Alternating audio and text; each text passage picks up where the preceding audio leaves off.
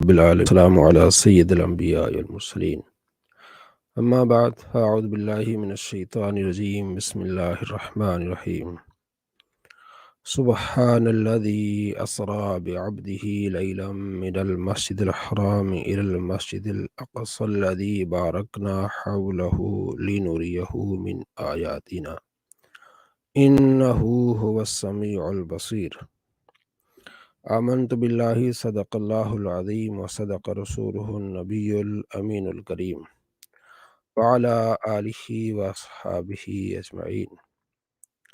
سامعین محترم، الحمدللہ ہم مسلمان ہیں، اللہ پر ایمان رکھتے ہیں، نبی صلی اللہ تعالیٰ علیہ وآلہ وسلم کے امتی ہیں، ان کے غلام ہیں۔ کروڑا رب تبارک و تعالیٰ کے احسان ہے کہ اللہ نے ہمیں مسلمان بنایا اور اپنے محبوب صلی اللہ تعالیٰ علیہ وآلہ وسلم کا امتی بنایا۔ پیارے آقا صلی اللہ تعالیٰ علیہ وآلہ وسلم کو اللہ کریم نے رحمت للعالمین بنا کر بھیجا ہے۔ آپ رحمت للعالمین ہیں اور اللہ کریم نے آپ کی شان بہت بلند فرمائی ہے۔ اللہ کریم فرماتا ہے وَرَفَعْنَا لَكَ ذِكْرَكَ، اے محبوب ہم نے آپ کے لیے آپ کے ذکر کو بلند کر دیا، ایسا بلند کیا کہ ان کی بلندی تک کوئی نہیں پہنچ سکتا۔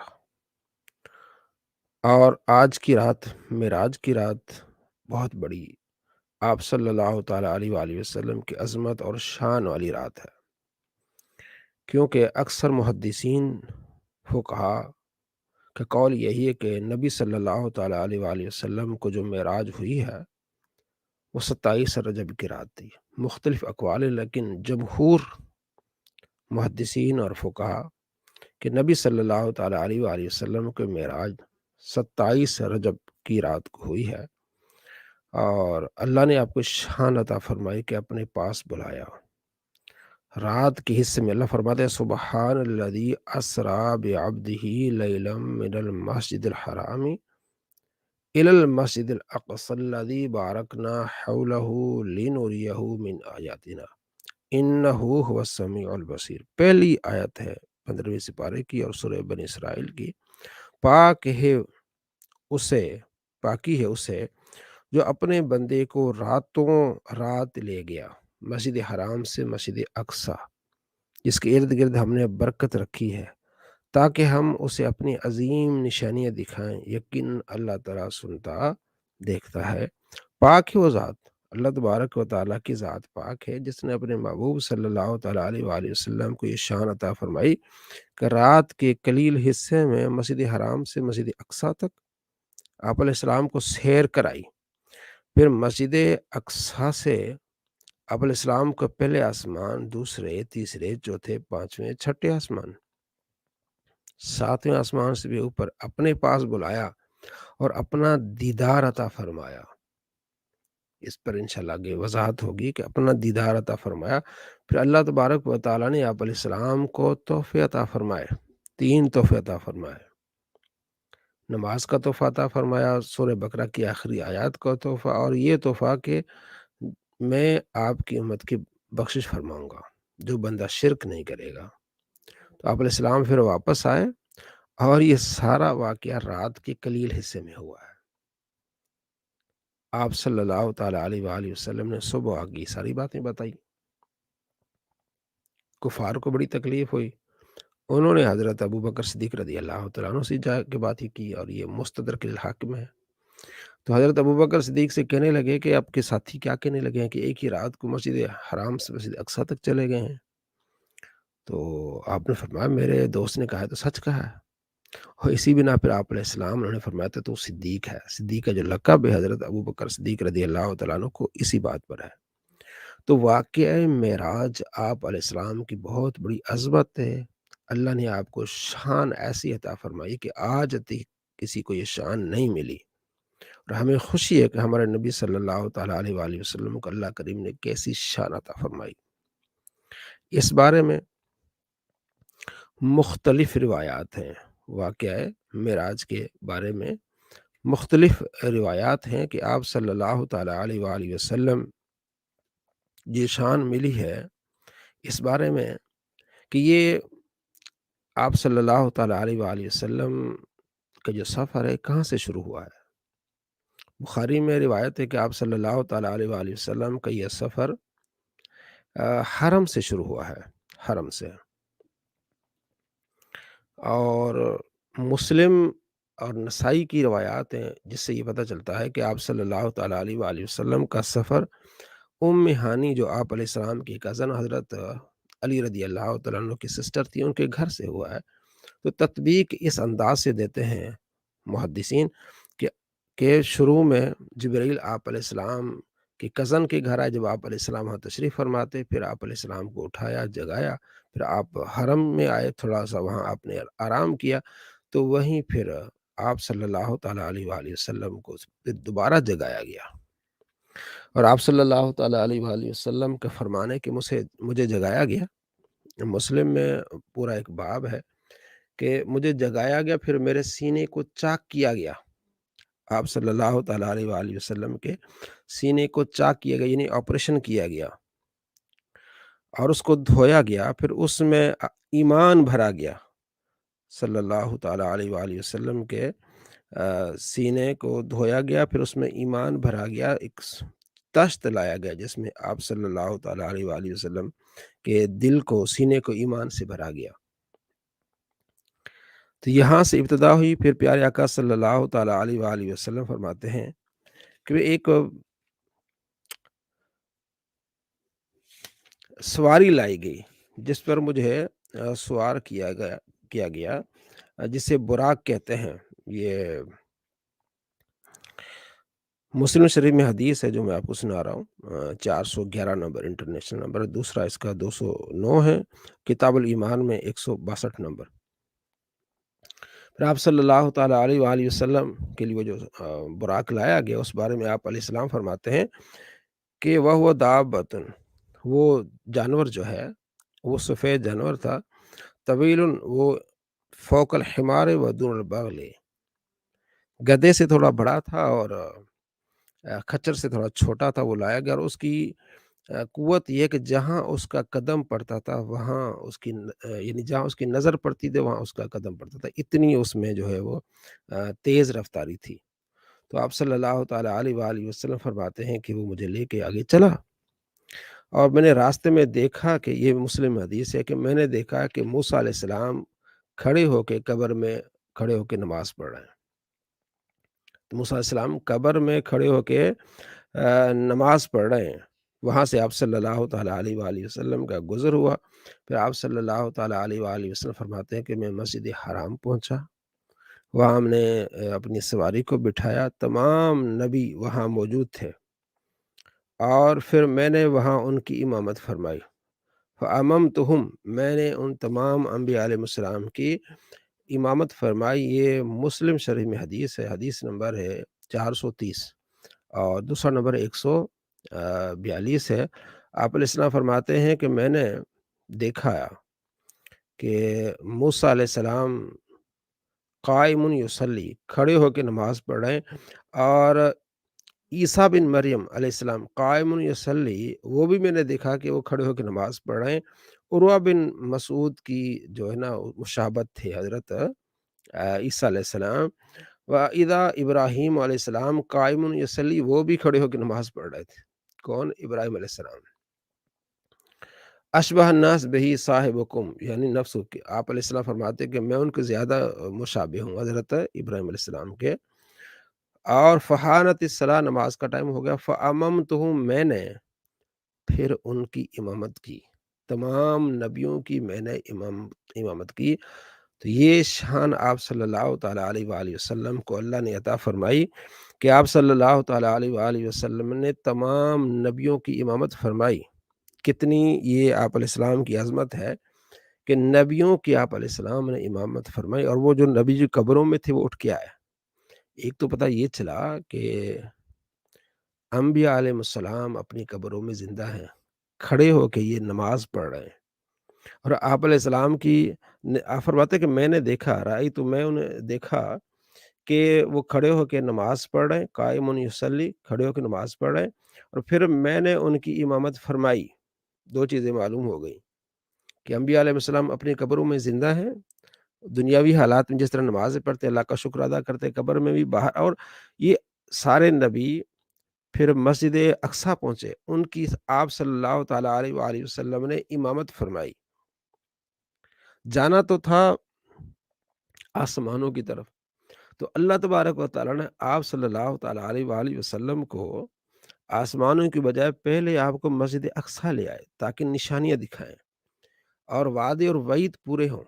اس کی وجہ ایک یہ ہے جو محدثین اور فقہا نے بیان کی ہے کہ اللہ تبارک و تعالیٰ نے قرآن مجید فرقان حمید میں سورہ آل عمران میں فرمایا ہے، وَإِذْ أَخَذَ اللَّهُ مِيثَاقَ النَّبِيِّينَ لَمَا آتَيْتُكُم مِّن کتاب وحکمہ، کہ جب اے نبیوں میں تمہیں کتاب اور حکمت دوں، ثم جاءکم، پھر آئے تمہارے پاس رسول مصدق لما معہم، جو تمہارے پاس اس کی تصدیق کریں، لتؤمنن بہ، تو تم ضرور ان پر ایمان لانا، ولتنصرن، اور ان کی مدد کرنا۔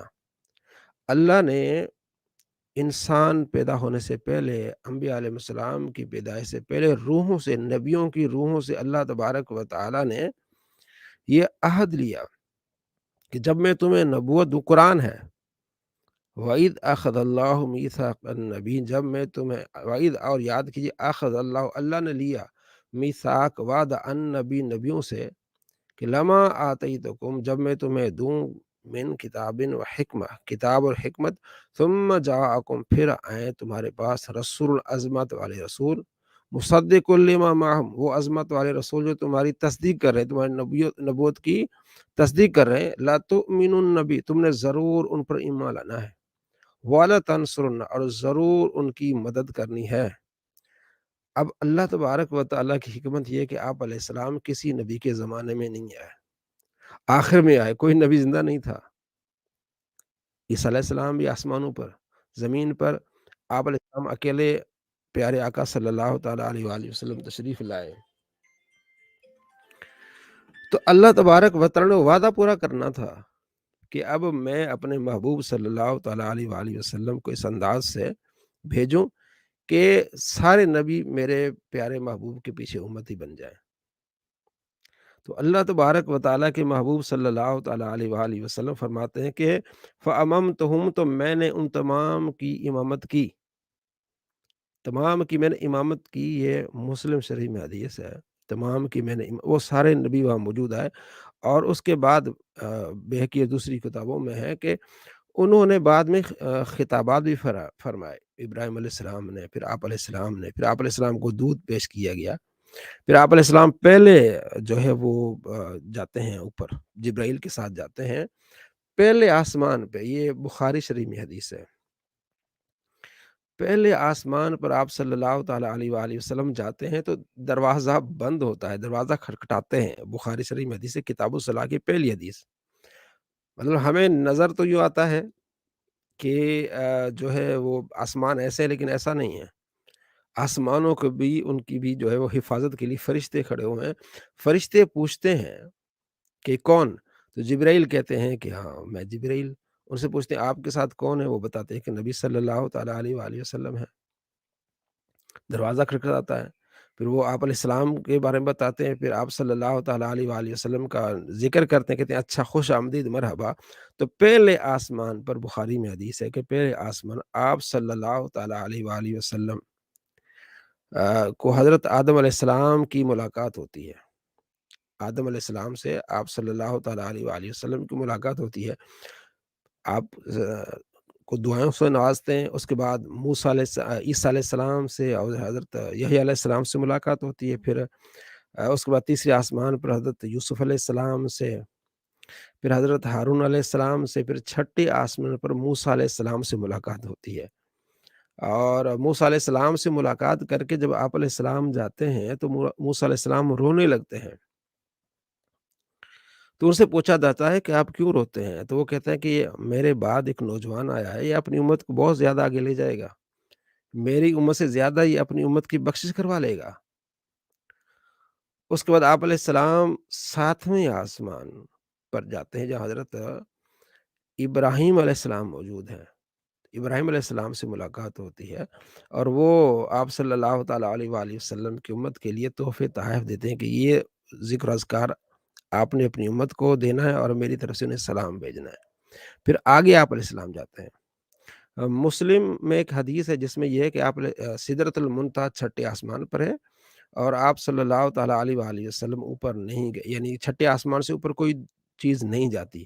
لیکن جو بخاری کی روایت ہے اس میں یہ کہ آپ علیہ السلام چھٹے آسمان کے بعد ساتویں آسمان پر پھر آگے گئے، اور بخاری میں حدیث سے حضرت انس بن مالک رضی اللہ عنہ کہتے ہیں کہ اتنے قریب ہوئے قاب قوسین، قاب قوسین، جیسے دو کمانیں ملتی ہیں، حضرت انس کہتے ہیں جیسے دو کمانیں ملتے ہیں، اتنے اللہ تبارک و تعالیٰ اپنے محبوب کے قریب ہو گئے، اتنے قریب ہو گئے۔ اس پر ہم آگے یہ جو کہ اللہ نے اپنے محبوب کو دیدار کرایا، اس پر میرے یہ ایک ویڈیو بھی میں نے پچھلے دنوں اپلوڈ کی ہے، آج بھی اس بارے میں گفتگو کریں گے اینڈ پہ۔ تو پہلے ہم واقعہ معراج کو تھوڑا سا ڈسکس کر لیں تاکہ ہمارے بھائیوں کو جن کو پتہ ہے ان کو پتہ ہے، تاکہ ریوائز ہو جائے، اور جن کو نہیں پتہ حدیث اور قرآن کی روشنی میں انہیں معلوم ہو جائے کہ آپ علیہ السلام اللہ کے اتنے قریب گئے کہ دو کمانوں کا جتنا فاصلہ۔ پھر اللہ تبارک و تعالیٰ نے اپنے محبوب صلی اللہ تعالیٰ علیہ وآلہ وسلم کو 3 انعامات دیے، یہ بھی بخاری میں کتاب الصلاۃ، 3 انعامات دیے۔ اور مشکات المصابیح جو ایک انسائکلوپیڈیا آف حدیث ہے، اس میں انہوں نے واقعہ معراج کا باقاعدہ چیپٹر باندھا ہے، اس میں کافی ساری روایات لائے ہیں امام ابو عبداللہ صاحب مشکات۔ وہ اگر آپ چاہیں گے تو میں آپ کو دکھا بھی دوں گا کہ وہ اس میں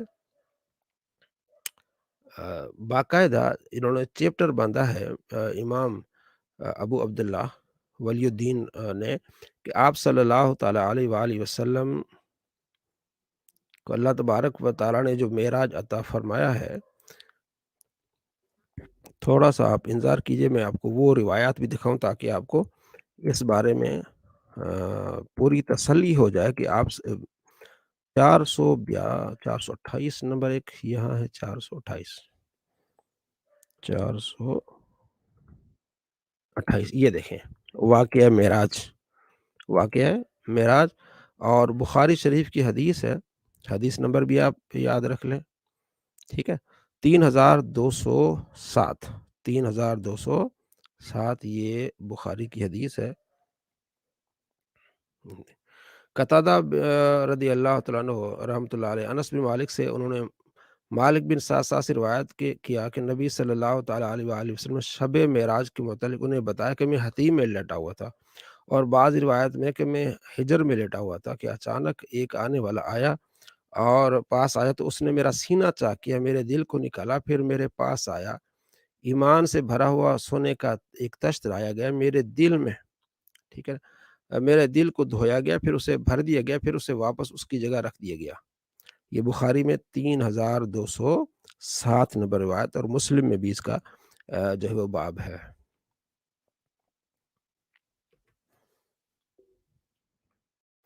یہ ابھی بھی آپ کو یہ دیکھ لیں آپ، ایک منٹ، یہ جی، یہ جو میں آپ کو پڑھ کے سنا رہا تھا کہ قتادہ رحمۃ اللہ علیہ انس بن مالک سے روایت کرتے ہیں، یہ سارا واقعہ جو میں نے ابھی پڑھ کے سنا، یہ بخاری میں 3207 نمبر روایت ہے، اور بھی یہ پوری تفصیل سے میں آپ کو ایک خلاصہ جو ہے وہ عرض کر رہا ہوں، خلاصہ۔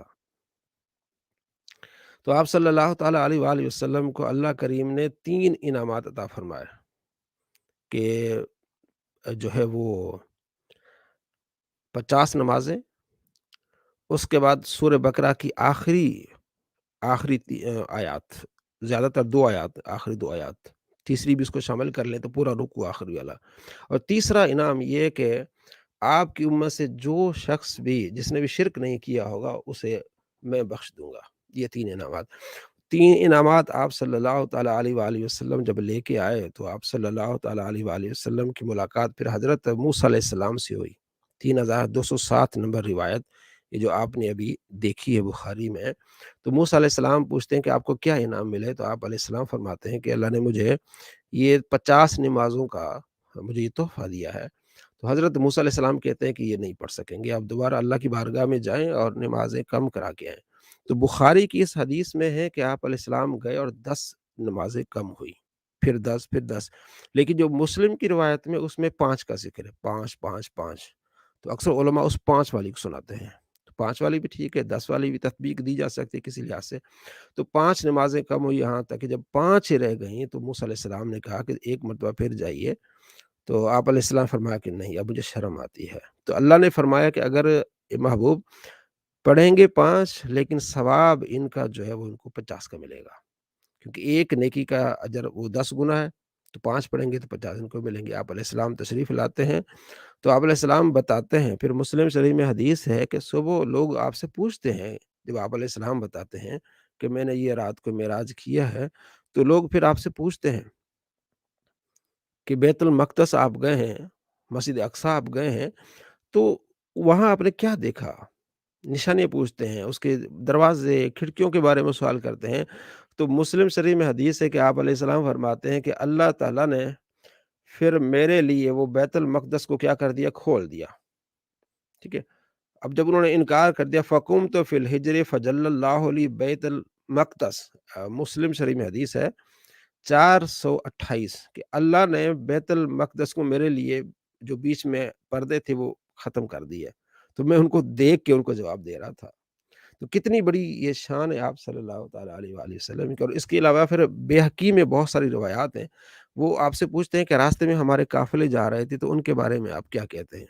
आप अलैहिस्सलाम फरमाया कि फलाँ तुम्हारा काफ़िला फलाँ जगह, और एक जगह उनके काफ़िले वालों ने दूध दोया था जानवर का, वो पीने लगे थे तो उनकी एक ऊँटनी भाग गई। तो उधर लेने गए तो हमने दूध भी पिया। उनसे पूछ रहे कि दूध कम कैसे हुआ था? तो अल्लामा गुलाम रसूल सईदी रहमतुल्लाह अलैह की तफ़सीर है तिबियानुल कुरान। तिबियानुल कुरान आप प्ले स्टोर से भी जाके लिखेंगे तिबियानुल कुरान, TYB तिब या TIB तिबिया वाई है, तिबियानुल कुरान लिखेंगे ना, तो वो आपको पूरी उसमें तफ़सील भी मिल जाए प्ले स्टोर से। आप बड़ी प्यारी तफ़सीर है। प्ले स्टोर से उसको इंस्टॉल कर लें, ठीक है जी। जब भी आपको किसी आयत के मालूमात लेनी हो, उसकी वज़ाहत लेनी हो, किसी आयत का तर्जुमा, पहले तो उन्होंने ये काम किया है कि लफ़्ज़ी तर्जुमा उन्होंने लिखा है। तर्जुमा क्या लिखा है? लफ़्ज़ी तर्जुमा कि एक-एक हर्फ़ का तर्जुमा उन्होंने TIB टिब YAN तिबयान, ठीक है? Space UL तिबयान QURAN तिबयान Quran. ये आप प्ले स्टोर से आप ये ज़रूर कीजिएगा, ठीक है ना? मैंने भी किया हुआ है, ठीक है? ये देखें। अच्छा, उसका फ़ायदा ये कि एक-एक हर्फ़ जो है ना कुरान पाक, उसका पहले वो उन्होंने तर्जुमा दिया है, ठीक है जी? उसके बाद फिर उसका एक मुहावरा तर्जुमा दिया उन्होंने। और उसके बाद फिर जो आयत है उसकी पूरी तफ़सील उन्होंने बयान की है, पूरी तफ़सील। और इससे आपको बड़ा इल्मी तौर पर बड़ा फ़ायदा होगा अगर आपको ये नज़र आए, फिलहाल नज़र नहीं आ रहा बहरहाल। तो सुबहान पाक अल्लज़ी वो जो असरा ले गया। तो इस तफ़सीर के नीचे बहुत सारी रिवायात लाए हैं अल्लामा गुलाम रसूल सईदी रहमतुल्लाह अलैह। आप घर में बैठ के इस तफ़सीर को पढ़ सकते हैं। वाक़या मेराज की पूरी तफ़सीर को आप पढ़ सकते हैं। उसमें हदीसें, हदीसों के नंबर, कुरान पाक की आयत, उनके आयत के नंबर, पूरी तफ़सील से इन्होंने क्योंकि कुरान पाक में ये वाक़या हुआ है, तो इन्होंने काफ़ी सारी रिवायात जो बहकी में है, दूसरी किताबों में वो जमा की हैं। अल्लामा गुलाम रसूल सईदी रहमतुल्लाह अलैह ने। तो अल्लाह तबारक व तआला ने आपको ये शान अता फ़रमाई कि अल्लाह ने अपने महबूब को एक रात के कलील हिस्से में मस्जिद हराम से मस्जिद अक़सा, फिर सातों आसमान, फिर वापसी, और ये सारा सफ़र एक रात में हुआ है। कितनी बड़ी ये आप अलैहिस्सलाम की शान है। इस रात को फिर मुसलमान याद करते हैं क्योंकि अल्लाह फरमाते हैं वरफ़अना लका ज़िक्रक, हमने आपके लिए आपका ज़िक्र बुलंद किया है। कुछ ऐसे दोस्त हैं अल्लाह उनको हिदायत दे, वो कहते हैं ये बिदअत है ये रात मनाना, और ये रोज़े रखना बिदअत है। उस पर भी एक आगे इंशाअल्लाह मैं को आपको हदीस बताऊँगा कि मुस्लिम शरीफ में हदीस है कि रोज़ा रखना चाहिए रजब का, लेकिन उनके दिल में पता नहीं क्या है, वो सुन्नियों के बुग़्ज़ में आके नबी अलैहि सलाम की शान घटाने की कोशिश करते हैं कि भई यार ये रात क्यों तुम इस तरह ज़िक्र भई अल्लाह फरमाते हैं हमने अपने महबूब का ज़िक्र बुलंद किया है। व अम्मा बिनिअमति रब्बिका फ़हद्दिस, जब नेमतें मिले तो खुश हुआ करो। अल्लाह की महबूब की शान बयान हो रही है, तुम्हें ये बिदअत तुम्हें सूझती है ये चीज़? बिदअत तो वो होती है नई चीज़ हो जो अल्लाह ने ना की हो, अल्लाह के महबूब ने ना की हो। तो अल्लाह ने तो कुरान में इसका ज़िक्र नहीं किया। अल्लाह के महबूब ने ये बातें नहीं बयान फरमाई। तो कैसी बात है? तो हमारे एक साथ दोस्त है जुनैद साहब, उनसे बात करके फिर हम आगे जाते हैं। उनसे अस्सलाम वालेकुम रहमतुल्लाहि व बरकातहू। جناب۔ وعلیکم السلام علامہ علی نواز صاحب، کیسے ہیں آپ؟ خیریت سے ہیں؟ جی الحمد للہ کل حال، آپ سنائیں۔ اچھا، میں آپ سے ایک سوال کروں تو میں کچھ عرض کرنا چاہ رہا تھا۔ جی جی فرمائیں۔ میرا نام جنید الرحمان ہے، اور جی جی میں ایک اسلامک جرنلسٹ ہوں۔ ماشاء اللہ اور بہت میرا بڑھیا۔ اپنا خود ایک یوٹیوب پہ ایک چینل ہے، جنید رحمان اسلامک آفیشیل کے نام پہ۔ اچھا ماشاء اور اللہ۔ میں اس چینل پر مختلف مکاتب فکر کے علماء کو جو ہے بلاتا ہوں، اور ان سے اسلامی موضوعات پہ آن لائن انٹرویو کرتا ہوں۔ جی جی اور الحمدللہ ابھی میں نے آپ کا لائیو پوڈ کاسٹ دیکھا تو میں آپ کے اسٹریم یارڈ پہ ایڈ ہوا ہوں، اور جی جی ماشاءاللہ بڑی بابرکت محفل چل رہی ہے۔ جی جی اور ماشاءاللہ آپ شب معراج کے حوالے سے حضور علیہ الصلاۃ والسلام کی شان اقدس کو بیان فرما رہے ہیں۔ اللہ تعالیٰ آپ کے اس عمل کو محمد آل محمد صلی اللہ علیہ وآلہ وسلم، ان کے برحق صحابہ رضوان اللہ تعالیٰ علیہ مجمعین کے صدقے قبول و منظور فرمائے۔ آمین آمین۔ اچھا، علامہ صاحب، میں آپ سے ایک سوال عرض کرنا چاہ رہا تھا کہ جی جی امت مسلمہ میں جو اسلامک اسکالرز ہیں، جو علماء دین ہیں، ان میں حضور علیہ الصلاۃ والسلام کے دیدار کے متعلق، کہ انہوں نے اللہ کا دیدار کیا تھا نہیں کیا تھا، اختلاف پایا جاتا ہے۔ جی جی ایک ایک مکتب یہ کہتا ہے کہ حضور علیہ الصلاۃ والسلام نے اللہ تعالی کو باقاعدہ طور پر دیکھا ہے، زیارت جی ہوئی جی اللہ کی، جی لائیو جی اینڈ ایکسکلوسیو۔ ایک طبقہ یہ کہتا ہے کہ حضور علیہ الصلاۃ والسلام کی اللہ سے ملاقات تو ہوئی تھی، جی جی لیکن حضور اللہ کا دیدار انہیں نصیب نہیں ہوا تھا، کیونکہ اس کے آگے ایک پردہ حائل ہو گیا تھا۔ اچھا، جی جی پھر وہ ایک حدیث بھی لاتے ہیں کہ حضرت ابو ذر غفاری رضی اللہ تعالیٰ عنہ کی، اب اس وقت وہ مجھے کس کتاب میں وہ درج ہے، وہ ریفرنس یاد نہیں آ رہا، لیکن وہ پڑھتے یہ ہیں کہ یہ سیدنا مسلم ابو، میں، مسلم میں 444 مسلم میں، جی جی جی، ابو ذر مسلم۔ غفاری رضی اللہ تعالیٰ سے جی روایت کرتے ہیں کہ کیا پیغمبر اکرم صلی اللہ علیہ وسلم نے رسول اللہ، یعنی پیغمبر اکرم نے اللہ کا دیدار کیا؟ تو فرمایا اللہ تو ایک نور ہے، اللہ کا دیدار کیسے ہو سکتا ہے؟ تو وہی جی کہتے ہیں کہ اللہ سے ملاقات تو ثابت ہے، جی لیکن جی اللہ کا دیدار جو ہے وہ ثابت نہیں ہے۔ تو اس جی بات جی کی حقیقت کیا ہے، اس کی دلیل کیا ہے، ذرا ہمیں بتائیے گا پلیز۔ جی بہت شکریہ، اللہ آپ کو جزا خیر دے۔ اس پر میرا تھیسس بھی ہے، پہلے بھی ہے۔ جو ہے نا، یہ جو آپ نے حدیث سنائی ہے نا، وہ اور حدیث ہے، ٹھیک ہے جی۔ لیکن جو ابو ذر والی حدیث ہے نا، وہ اس طرح ہے کہ پہلے میں یہ حدیث آپ کو سنانا چاہوں گا، ہاں؟ جی جو جی حضرت ابو ذر رضی اللہ تعالیٰ عنہ کی، یہ 444 حدیث ہے مسلم میں، ٹھیک ہے۔ حضرت عبداللہ بن شقیق کہتے ہیں، وہ شاگرد ہیں، عبداللہ بن شقیق کہتے ہیں کہ قلت لأبی ذر، میں نے ابو ذر سے کہا، لو رأیت رسول اللہ صلی اللہ تعالیٰ علیہ وآلہ وسلم، اگر میں نے رسول اللہ صلی اللہ تعالیٰ علیہ وآلہ وسلم کو دیکھا ہوتا، سألتہ، تو میں آپ علیہ السلام سے ایک سوال کرتا۔ حضرت ابو ذر کے شاگرد شقیق کہتے ہیں کہ اگر میں نے رسول اللہ کو دیکھا ہوتا تو میں آپ علیہ السلام سے ایک سوال کرتا۔ فقال، ابو ذر غفاری نے کہا، فقال کہا، ان ای شین، تم کون سا سوال کرتے ہیں؟ ذرا مجھے بھی تو پتا چلے نا، تم کیا سوال کرتے؟ ان ای شین، اچھا، کن تسالو، آپ کون سا سوال کرتے؟ قال کن تو اسالو، میں آپ علیہ السلام سے سوال کرتا، حل رأیت ربک، کیا آپ نے اپنے رب کو دیکھا ہے؟ قال ابو ذر نے کہا، قد سألتہ، بے شک میں نے بھی یہ سوال کیا تھا، میں نے نبی علیہ السلام سے یہ سوال کیا۔ فقال، آپ علیہ السلام نے فرمایا، رأیت نورا، میں نے نور کو دیکھا۔ میں نے کس کو دیکھا؟ نور کو نور کو دیکھا۔ تو ہاں، تو اللہ تعالیٰ نور ہے۔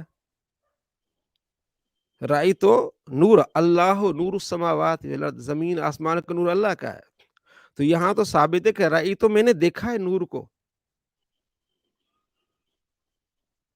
ابو ذر ٹھیک کی ہے۔ جو روایت جو نا سب سمجھ آ رہی ہے، ٹھیک ہے۔ جی ابو جی، ذر کی جو اچھا میں ہاں ہاں جی جی، اچھا میں میں حدیث وہی، میں جی جی جی آگے پھر وہ جو آپ کہہ رہے ہیں کہ وہ انا اراہو، وہ اصل میں وہ جو انا اراہو نا، وہ عربی میں ہے، اس کے جو جتنے بھی اپنے تراجم ہیں، ٹھیک ہے، اس کو انا اراہو پڑھتے ہیں، بعض انا اراہو پڑھتے، انی اراہو کا مطلب میں نے اسے دیکھا، انا اراہو کہ میں اسے کیسے دیکھوں۔ اب یہ جو کتابیں ہیں نا، یہ مثلا یہ مسلم ہے، ٹھیک ہے جی، یہ زبریں زیریں پہلے نہیں ہوا کرتی تھی، یہ اب لگی ہیں، ٹھیک ہے؟ اب جب زبریں زیریں لگانے والوں نے اپنے حساب سے اپنی سمجھ کے حساب سے لگا، ایک نے لکھا انی اراہ، بے شک میں نے اسے دیکھا، ٹھیک ہے؟ کچھ نے جو جن کے ذہن میں تھا کہ نہیں دیکھا تو انہوں نے اس پہ جو زبر زیر لگی انا اراہ کہ میں اسے کیسے دیکھ سکتا ہوں؟ پہلے زیر زبریں نہیں ہوتی تھی، قرآن پاک بھی میں پہلے زیر زبریں نہیں ہوتی تھی، حدیث میں تو اب یعنی آپ کو سمجھے کہ 50 سال کے بعد اب یہ لگی ہیں زیر زبریں۔ تو یہ انی ہے یا انا ہے، اس میں ڈاؤٹ ہے۔ تو جو حضرت ابو ذر کی روایت کو، ابن عباس کی روایت کو دیکھتے ہیں، وہ کہتے ہیں انی اراؤ کہ میں نے اپنے رب کو دیکھا ہے۔ اچھا آگے میں آپ کو جاتا ہوں، دوسری ایک روایت ہے جو پیش کی جاتی ہے، اکثر پیش کی جاتی ہے، وہ ہے حضرت عائشہ رضی اللہ تعالی عنہا سے۔ حضرت عائشہ رضی اللہ تعالی عنہا سے جب ایک شاگرد پوچھتے ہیں، بلکہ وہ خود حضرت عائشہ رضی اللہ تعالی عنہا فرماتی ہیں کہ جو 3 باتیں بندہ یہ کرے نا تو وہ اللہ پر جھوٹ باندھتا ہے، جو 3 باتیں کرے وہ اللہ پر جھوٹ باندھتا ہے۔ تو ان کے شاگرد تھے مسروق، ٹھیک ہے؟ وہ کہتا میں ٹیک لگا کے بیٹھا ہوا تھا تو میں ذرا الرٹ ہو کے نا میں بیٹھ گیا، میں نے کہا وہ 3 باتیں کون سی ہیں؟ تو حضرت عائشہ رضی اللہ تعالی عنہ نے فرمایا کہ جو یہ کہے کہ نبی علیہ السلام نے رب کو دیکھا، یہ بھی اللہ پر جھوٹ باندھتا ہے۔ جو یہ کہے کہ نبی علیہ السلام نے کل کی بات بتائی ہے، غیب کی خبر دی ہے، تو یہ بھی جھوٹ ہے۔ اور جو یہ کہے کہ نبی علیہ السلام نے کوئی بات چھپائی ہے، یہ بھی کیا ہے؟ جھوٹ ہے۔ اب سوال یہ ہوتا ہے کہ کل کی بات تو آپ علیہ السلام نے بتائی ہے، 3 باتیں ہیں نا، 3 میں سے ایک تو کمپلیٹ ہے نا کہ نبی علیہ السلام نے بتایا ہے کہ بدر کے موقع پر آپ علیہ السلام نے فرمایا کہ کل یہاں کافر مرے گا، آپ علیہ السلام نے کل کی بات بتائی۔ آگے میں ایک اور چیز آپ کو بتاتا ہوں، بخاری شریف میں حدیث ہے حضرت عائشہ سے، بخاری شریف میں حدیث ہے کہ نبی صلی اللہ تعالیٰ علیہ وآلہ وسلم کے آخری ایام تھے تو آپ علیہ السلام نے حضرت فاطمہ الزہرا رضی اللہ تعالیٰ عنہ کو بلایا، ٹھیک ہے؟ سیدہ فاطمہ الزہرا رضی اللہ تعالیٰ عنہ نبی علیہ السلام سے الگ بیٹھیں، الگ سرگوشی کی، تو میری نگاہ تھی تو میں نے دیکھا کہ سیدہ زہرا جو ہے نا وہ پریشان ہو گئی ہیں، آنکھوں میں سے آنسو آ گئے، رونے لگی ہیں۔ تو تھوڑی دیر بعد پھر میں نے دیکھا وہ مسکرا رہی ہیں، بڑی حشاش بشاش ہو گئی۔ تو جب وہاں سے فراغت انہوں نے لے لی، نبی علیہ السلام سے جب جانے لگی تو میں نے پوچھا اے فاطمہ تم یہ بتاؤ کہ تم پہلے رو رہی تھی، اب اس کے بعد تم ہنسنے لگی اور مسکرانے لگی، اس کی وجہ کیا ہے؟ تو حضرت سیدہ فاطمہ رضی اللہ تعالی عنہ نے کہا کہ یہ راز کی بات ہے، یہ راز کی بات ہے، اب فی الحال نہیں بتاؤں گی۔ تو 2-4 دن کے بعد نبی علیہ السلام، یہ بخاری کی بات میں بتا رہا ہوں، اتھینٹک بات، 2-4 دن کے بعد نبی علیہ السلام اس دنیا سے تشریف لے گئے۔ کہتے ہیں کہ کچھ عرصہ کے بعد پھر میری جب ملاقات ہوئی ایک موقع پر، میں نے سیدہ فاطمہ سے پوچھا کہ فاطمہ وہ واقعہ مجھے دوبارہ سناؤ کہ تم پہلے رو رہی تھی پھر تم ہنس رہی تھی۔ تو حضرت فاطمہ الزہرا رضی اللہ تعالی عنہا نے فرمایا کہ میرے نبی صلی اللہ تعالی علیہ وآلہ وسلم نے، میرے ابا جان نے یہ بات کہی کہ میں اس دنیا سے جانے والا ہوں، تو میں رو پڑی، میں رو پڑی۔ پھر میرے ابا جان نے بتایا کہ سب سے پہلے تیری ملاقات میرے سے ہوگی، یعنی اس گھرانے میں سب سے پہلے تجھے بالکل، وفات ہوگی اور تو آ کے مجھے ملے گی، اور حقیقت بھی ایسے ہوئی، بالکل، حقیقت بھی بالکل ایسے ہوئی کہ 6 ایسے مہینے کے اندر سیدہ فاطمہ رضی اللہ تعالی عنہا اس دنیا سے تشریف لے گئیں۔ اب سوال یہ بنتا ہے کہ یہ غیب کی بات ہے کہ نہیں،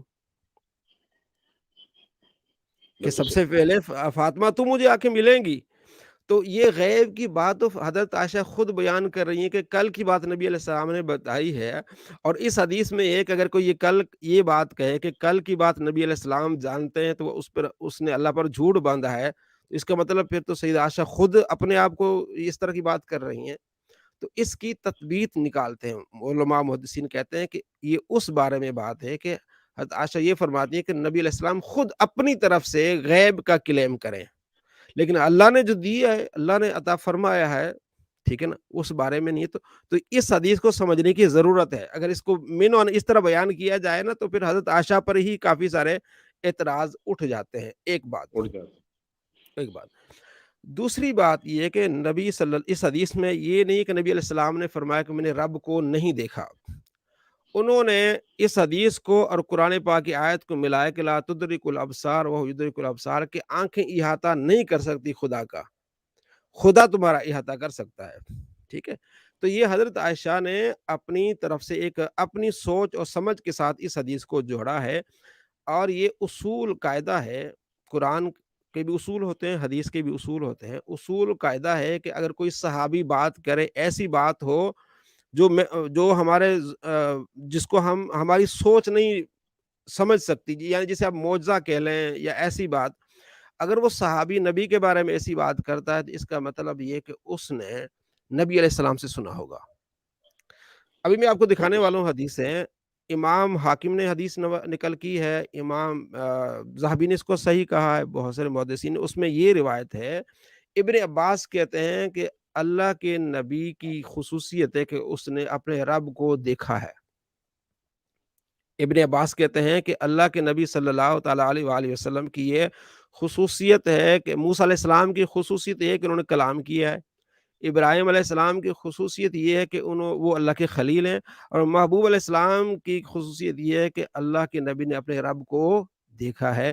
یہ ابن عباس کہہ رہے ہیں. وہ ابن عباس وہ ہے جن کے بارے میں آپ علیہ السلام نے دعا کی تھی، اللہ اسے قرآن اور حکمت عطا فرما. ٹھیک ہے. اور بخاری میں حدیث ہے کہ حضرت انس بن مالک کہتے ہیں کہ قاب قوسین 2 کمانوں کے قریب آ گئے. ٹھیک ہو گیا. اب اس بارے میں پھر محدثین کلام کرتے ہیں. یہ جو حدیث ہے جس میں یہ جو آپ نے ابھی پڑھ کے سنائی، پھر میں نے بھی بتائی، اس کے نیچے امام نووی شرح کرتے ہیں، امام ابن حجر عسقلانی شرح کرتے ہیں. وہ تمام کہتے ہیں کہ اس میں صحابہ کا بھی اختلاف رہا ہے، لیکن کثیر صحابہ جسے ہم کہتے ہیں جمہور صحابہ، اس کے بعد تابعین، تبع تابعین، سب اس چیز کے قائل تھے کہ نبی صلی اللہ تعالیٰ علیہ وآلہ وسلم کو رب کا دیدار ہوا ہے. اختلاف ہے، اختلاف جیسے آپ نے بات کی نا، اختلاف ہے. اس اختلاف کو بہت آگے نہیں لے جانا چاہیے. اختلاف کو علمی اختلاف صحابہ میں تھے، لیکن کثیر صحابہ، ابن عباس، انس، دوسرے صحابہ، وہ اس چیز کا وہ اعتماد کرتے تھے اور وہ یہ روایتیں بیان کرتے تھے کہ نبی علیہ السلام کو رب کا دیدار ہوا ہے. ایک مزے کی بات یہ ہے کہ میں آپ کے پاس آ جاؤں، اگر آپ لاہور میں رہتے ہیں، ٹھیک ہے جی، یہاں کراچی میں رہتے ہیں، یا یوں سمجھے کہ آپ مجھے بلا لیں کہ آئیں ذرا لائیو سٹریم کرتے ہیں، نہیں بلکہ آپ پوڈ کاسٹ کرتے ہیں، ٹھیک ہے نا، میں آپ کے جی گھر آ جی. جاؤں اور آپ گھر سے نکل کے کراچی چلے جائیں. بات سمجھ رہے ہیں میری؟ جی آپ مجھے اتنے اہتمام کے ساتھ آپ اپنی گاڑی بھی بھیجیں، جی. جی پیٹرول بھی آپ کا ہو، سارا کچھ آپ مجھے، آپ اپنا ڈرائیور بھی آپ بھیجیں، جی. جی بالکل. وہ آپ بالکل کی صحیح. گاڑی مجھے آپ کے گھر لے آئے. جب میں آپ کے گھر پہنچوں تو آپ وہاں موجود نہ ہوں. آپ کا دعویٰ بھی بالکل ہے کہ صحیح. میں آپ سے بڑی محبت کرتا ہوں، بڑا ادب پیار کرتا ہوں، تو یہ تو محبت نہ ہوئی نا پھر. تو اللہ نے اپنے محبوب کو آسمانوں پہ بلا کے اپنا دیدار نہ کرے، وہ تو پھر جبرائیل تو آتے رہتے تھے. بالکل صحیح. چند میں بالکل آپ کو آتے. میں چند آپ کو کتابوں کے حوالے بتاتا ہوں تاکہ اس بات کو ہم کنکلوڈ کریں، اس کے بعد پھر اور بات کر لیتے ہیں. ٹھیک ہے. جو میں نے جی باتیں جی. کی ان میں سے کچھ حوالے میں آپ کو دکھانا چاہتا ہوں تاکہ بات جو کلیئر ہو جائے گی اس بارے میں. ابھی میں اسی بارے میں نا آپ کو کتاب سے کچھ حوالے دکھانا چاہتا ہوں. ٹھیک ہے. صلی اللہ علیہ محمد. یہ دیکھیں، شب معراج دیدار الہی، احادیث مبارکہ کی روشنی میں حضرت سیدنا عبداللہ بن عباس رضی اللہ تعالیٰ عنہ سے روایت ہے، حضور اکرم صلی اللہ تعالیٰ علیہ وآلہ وسلم ارشاد فرمایا، رأیت ربی، میں نے اپنے رب کو دیکھا. رأیت ربی، یہ دیکھیں، رأیت ربی نمبر 1 آگے اس کا حوالہ آ جائے گا. میں نے اپنے رب کو دیکھا. امام سیوطی رحمۃ اللہ علیہ، امام سیوطی رحمۃ اللہ علیہ خصائص الکبریٰ، علامہ عبدالرؤف مناوی تیسیر شرح جامع صغیر میں فرماتے ہیں کہ یہ حدیث بسند صحیح ہے. یعنی یہ ان اماموں کے حوالے دیے ہیں کہ آپ کو معلوم ہو جائے کہ یہ حدیث یہ کیا ہے. کون سی حدیث کی کتاب کی ہے؟ وہ میں ابھی آپ کو دکھاتا ہوں، وہ جو نیچے اب آ رہا ہے نا حوالہ، یہ ابھی میں آپ کو دکھاتا ہوں، یہ دیکھیں، یہ حدیث نمبر آپ نے ایک حوالہ، یہ دیکھیں، مسند امام احمد میں یہ حدیث ہے، ٹھیک ہے جی، جو ٹھیک ہے، کتاب ہے نا مسند امام احمد، اس میں حدیث ہے، پھر اس میں مسند عبداللہ بن عباس، یعنی امام احمد بن حنبل نے جو مسند کہتے ہیں ان احادیث کی کتابوں کو جن میں ایک صحابی کی حدیثیں ساری جمع کی جائے، پھر دوسرے کی، پھر تیسرے کی، اور یہ حدیث نمبر بھی آپ کو موجود ہے، 1000 نہیں 12,580 نمبر حدیث ہے، ٹھیک ہے جی، تو اس کو امام جلال الدین سیوطی نے بھی کہا ہے صحیح ہے، عبدالروف مناوی نے بھی کہا صحیح ہے۔ اچھا، کہ اس میں کیا کہہ رہا ہے، تو ربی میں نے اپنے رب کو دیکھا، نیز حضور صلی اللہ تعالیٰ علیہ وآلہ وسلم کہ اس فرمان مبارکہ کے سیدہ عائشہ صدیقہ کہ رویت نفی سے متعلق قول پر فوقیت حاصل ہے۔ اچھا، وہ یہ کہتے ہیں کہ حضور خود فرماتے ہیں کہ میں نے دیکھا ہے، اور حضرت عائشہ فرماتی ہے کہ نہیں دیکھا، تو حضور کا فرمان کی فوقیت ہے، ٹھیک ہے، کیونکہ حضور نے فرمایا، حضور اکرم نے ارشاد فرمایا، یہ حدیث ہے کہ نبی علیہ السلام نے فرمایا رأی تو ربی، میں نے رب کو دیکھا ہے، تو دوسری طرف حضرت عائشہ فرماتی کہ نہیں دیکھا، تو حضور کے فرمان کو فوقیت ہوگی۔ نمبر 2، حضرت سیدنا عبداللہ بن مسعود رضی اللہ تعالیٰ عنہ سے روایت ہے کہ حضور صلی اللہ تعالیٰ علیہ وآلہ وسلم ارشاد فرمایا، قال ربی کہ میرے رب نے مجھے کہا، مجھے میرے رب نے فرمایا کہ میں نے ابراہیم کو اپنا خلیل بنایا اور موسیٰ سے کلام فرمایا، اور تمہیں اے محبوب مواجہ بخشا، یعنی تمہیں دیدار بخشا کہ بے پردہ و حجاب تم نے دیکھا۔ یہ نمبر 3 اور 4 خصائص کبریٰ، اور اس میں دوسری مجموع جو ہے وہ مجمع بحر الانوار، یہ کتابیں آگے۔ اور دیکھیں نمبر 3، حضرت سیدنا جابر بن عبداللہ کہتے ہیں کہ حضور صلی اللہ تعالیٰ علیہ وآلہ وسلم ارشاد فرمایا، بے شک اللہ تعالیٰ نے موسیٰ کو دولت کلام بخشی، مجھے اپنا دیدار عطا فرمایا، اور مجھ کو شفاعت کبریٰ اور حوض کوثر سے فضیلت بخشی۔ ایک یہ بھی روایت آ گئی، ٹھیک ہے، اس کے نمبر آگے آ رہے ہیں، اس کا نمبر حوالہ 1 اور آگے نیچے دوسرا نمبر۔ سیدہ اسماء بنت ابی بکر بیان کرتی ہیں کہ میں نے سنا حضور سرور عالم صلی اللہ تعالیٰ وسلم سدرۃ المنتہا کا وصف بیان فرما رہے تھے، میں نے عرض کی یا رسول اللہ، حضور نے اس کے پاس کیا دیکھا؟ فرمایا رأیتہ عندہا، یعنی ربہ، میں نے وہاں اپنے رب کو دیکھا۔ آگے بھی حوالے یہ موجود ہیں، ٹھیک ہے، بالکل صحیح، السنہ لابن عاصم اور دوسری کتابوں میں یہ سارے نیچے بھی حوالے میں آپ کو، اگر آپ چاہیں گے نا، میں آپ کو اس کا PDF بھی آپ کو بھیج دوں گا، ٹھیک ہے، یہ ترمذی شریف کا بھی جزاک حوالہ ہے آگے، یہ سارے حوالے موجود ہیں، ٹھیک ہے۔ آگے میں آپ کو کچھ اقوال جو وہ بتانا چاہتا ہوں، دکھانا چاہتا ہوں، بعد میں محدثین اور فقہا کے، تاکہ یہ بھی بات مکمل ہو جائے۔ کافی سارے یہاں حوالے مستدرک بھی کے بھی ہیں، یہ دیکھیں، مستدرک کی روایت ہے، یہ والی، یہ جو میں آپ کو سنا رہا تھا، ٹھیک ہے، یہ ذرا میں آپ کو تھوڑا سا جو میں آپ کو سنا رہا تھا وہ آپ کو سنا دوں میں۔ کعب کی بھی روایت، یہ نمبر 7، یہ بالکل نا، یہ تو بہت ہی پیاری روایت ہے، ٹھیک ہے۔ حضرت سیدنا ابن عباس فرماتے کہ ان محمد را ربہ، کہ محمد صلی اللہ علیہ وسلم نے اپنے رب کو مرتين 2 مرتبہ دیکھا ہے، ٹھیک ہے، اور یہ بالکل، حدیث جو ہے نا، یہ مستدرک للحاکم میں ہے، صحیح حدیث۔ اب آگے دیکھیے، یہ معراج شب معراج دیدار الہی اقوال علماء کی روشنی میں سیدنا امام احمد بن حنبل سے سوال کیا گیا کہ حضور نبی کریم صلی اللہ تعالیٰ علیہ وآلہ وسلم اللہ تعالیٰ کا دیدار کیا، آپ نے فرمایا، آپ نے بار بار فرمایا رآہ رآہ رآہ، یعنی آپ اتنے اس بات پر مصر تھے، اور آپ کو اتنا اطمینان تھا کہ ان سے پوچھا گیا کہ کیا نبی صلی اللہ تعالیٰ علیہ وآلہ وسلم رب کا دیدار کیا، تو آپ نے 3 بار فرمایا رآہ رآہ، یعنی دیکھا حضور نے ہو اپنے رب کو، رآہ رآہ، یعنی رسول اکرم صلی اللہ تعالیٰ علیہ وآلہ وسلم نے اللہ تعالیٰ کا دیدار کیا، دیدار کیا، دیدار کیا، یہ جملہ 3 بار دہرایا کہ آپ کے سانس کا تسلسل ٹوٹ گیا، اتنی۔ قاضی ایاز بھی اس بات کو مانتے ہیں، امام شہاب الدین خفاجی بھی، آگے امام نووی، جو میں نے ابھی آپ کے بارے میں جو آپ کو بتایا، یہ جو حدیث کی کتاب ہے نا مسلم، اس کی بہترین شرح کی امام نووی نے، ٹھیک ہے، شرح صحیح مسلم، یہ نیچے دیکھیں، یہ لکھا ہے شرح صحیح مسلم، اس میں کہتے ہیں کہ راجہ یہ اکثر علماء کے نزدیک یہ ہے کہ آپ علیہ السلام نے اپنے رب کا دیدار کیا، یہ عربی ہے، ٹھیک ہے۔ اب اس کے نیچے آ گئی اردو، امام نووی فرماتے ہیں کہ اکثر علماء کے نزدیک راجی یہی ہے، یعنی زیادہ بہتر یا زیادہ اس کی وضاحت یہ ہے کہ شب معراج رسول اللہ صلی اللہ تعالیٰ علیہ وسلم چشمان سر یعنی سر کی آنکھوں سے دیدار الہی کا شرف پایا، دیدار الہی کا شرف پایا، یعنی آپ علیہ السلام اپنے رب کو دیکھا، کیونکہ حضرت سیدنا ابن عباس کی روایت نیز دیگر روایت میں بھی اس کا ثبوت ہے، جو اوپر ابن عباس کی روایت اس کے علاوہ دیگر روایات میں بھی اس کا ثبوت ہے، اور ان صحابہ نے حضور سے سن کر ہی اسے اس بات کیا ہے، پھر اس میں کسی قسم کا شک و شبہ مناسب نہیں ہے۔ میرے خیال میں یہ بہت بڑی بات انہوں نے کر دی جی ہے جی بھائی، حضرت امام جزاک اللہ، نبی رحمۃ اللہ علیہ نے۔ بالکل صحیح، بالکل صحیح۔ جی اچھا، علامہ صاحب آپ سے ایک بڑا اہم سوال میں کرنا چاہتا ہوں۔ جی اچھا، یہ سوال جو ہے ذرا کریٹیکل کوشچن ہے، اور جی مجھے آپ نے موقع دیا ہے سوال کرنے کا۔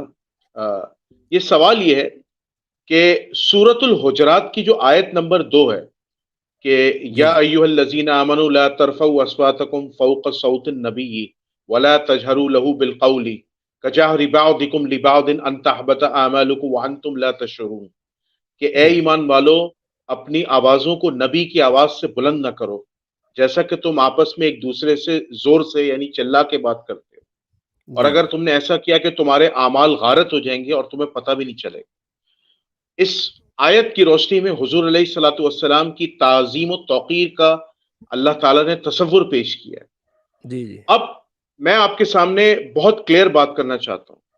ہمارے یہاں جو اہل تشیع حضرات ہیں، جو اہل تشیع علماء اور ذاکرین ہیں، وہ نعوذ باللہ من ذالک اس آیت کی روشنی میں جو الزام حضرت سیدنا ابو بکر صدیق اور عمر بن الخطاب رضی اللہ تعالیٰ علیہ السلام پر لگاتے ہیں کہ یہ آیت نعوذ باللہ ان کی مذمت میں نازل ہوئی ہے، کیونکہ انہوں نے نعوذ باللہ رسول اللہ صلی اللہ علیہ وسلم کی گستاخی کی۔ جی تو جی کیا ان کا یہ الزام لگانا شرعی طور پر صحیح ہے؟ اس حوالے سے ذرا آپ گائیڈ لائن دیجیے گا۔ بات یہ ہے کہ جب قرآن پاک نازل ہو رہا تھا تو اس میں تعلیمی مراحل چل رہے تھے،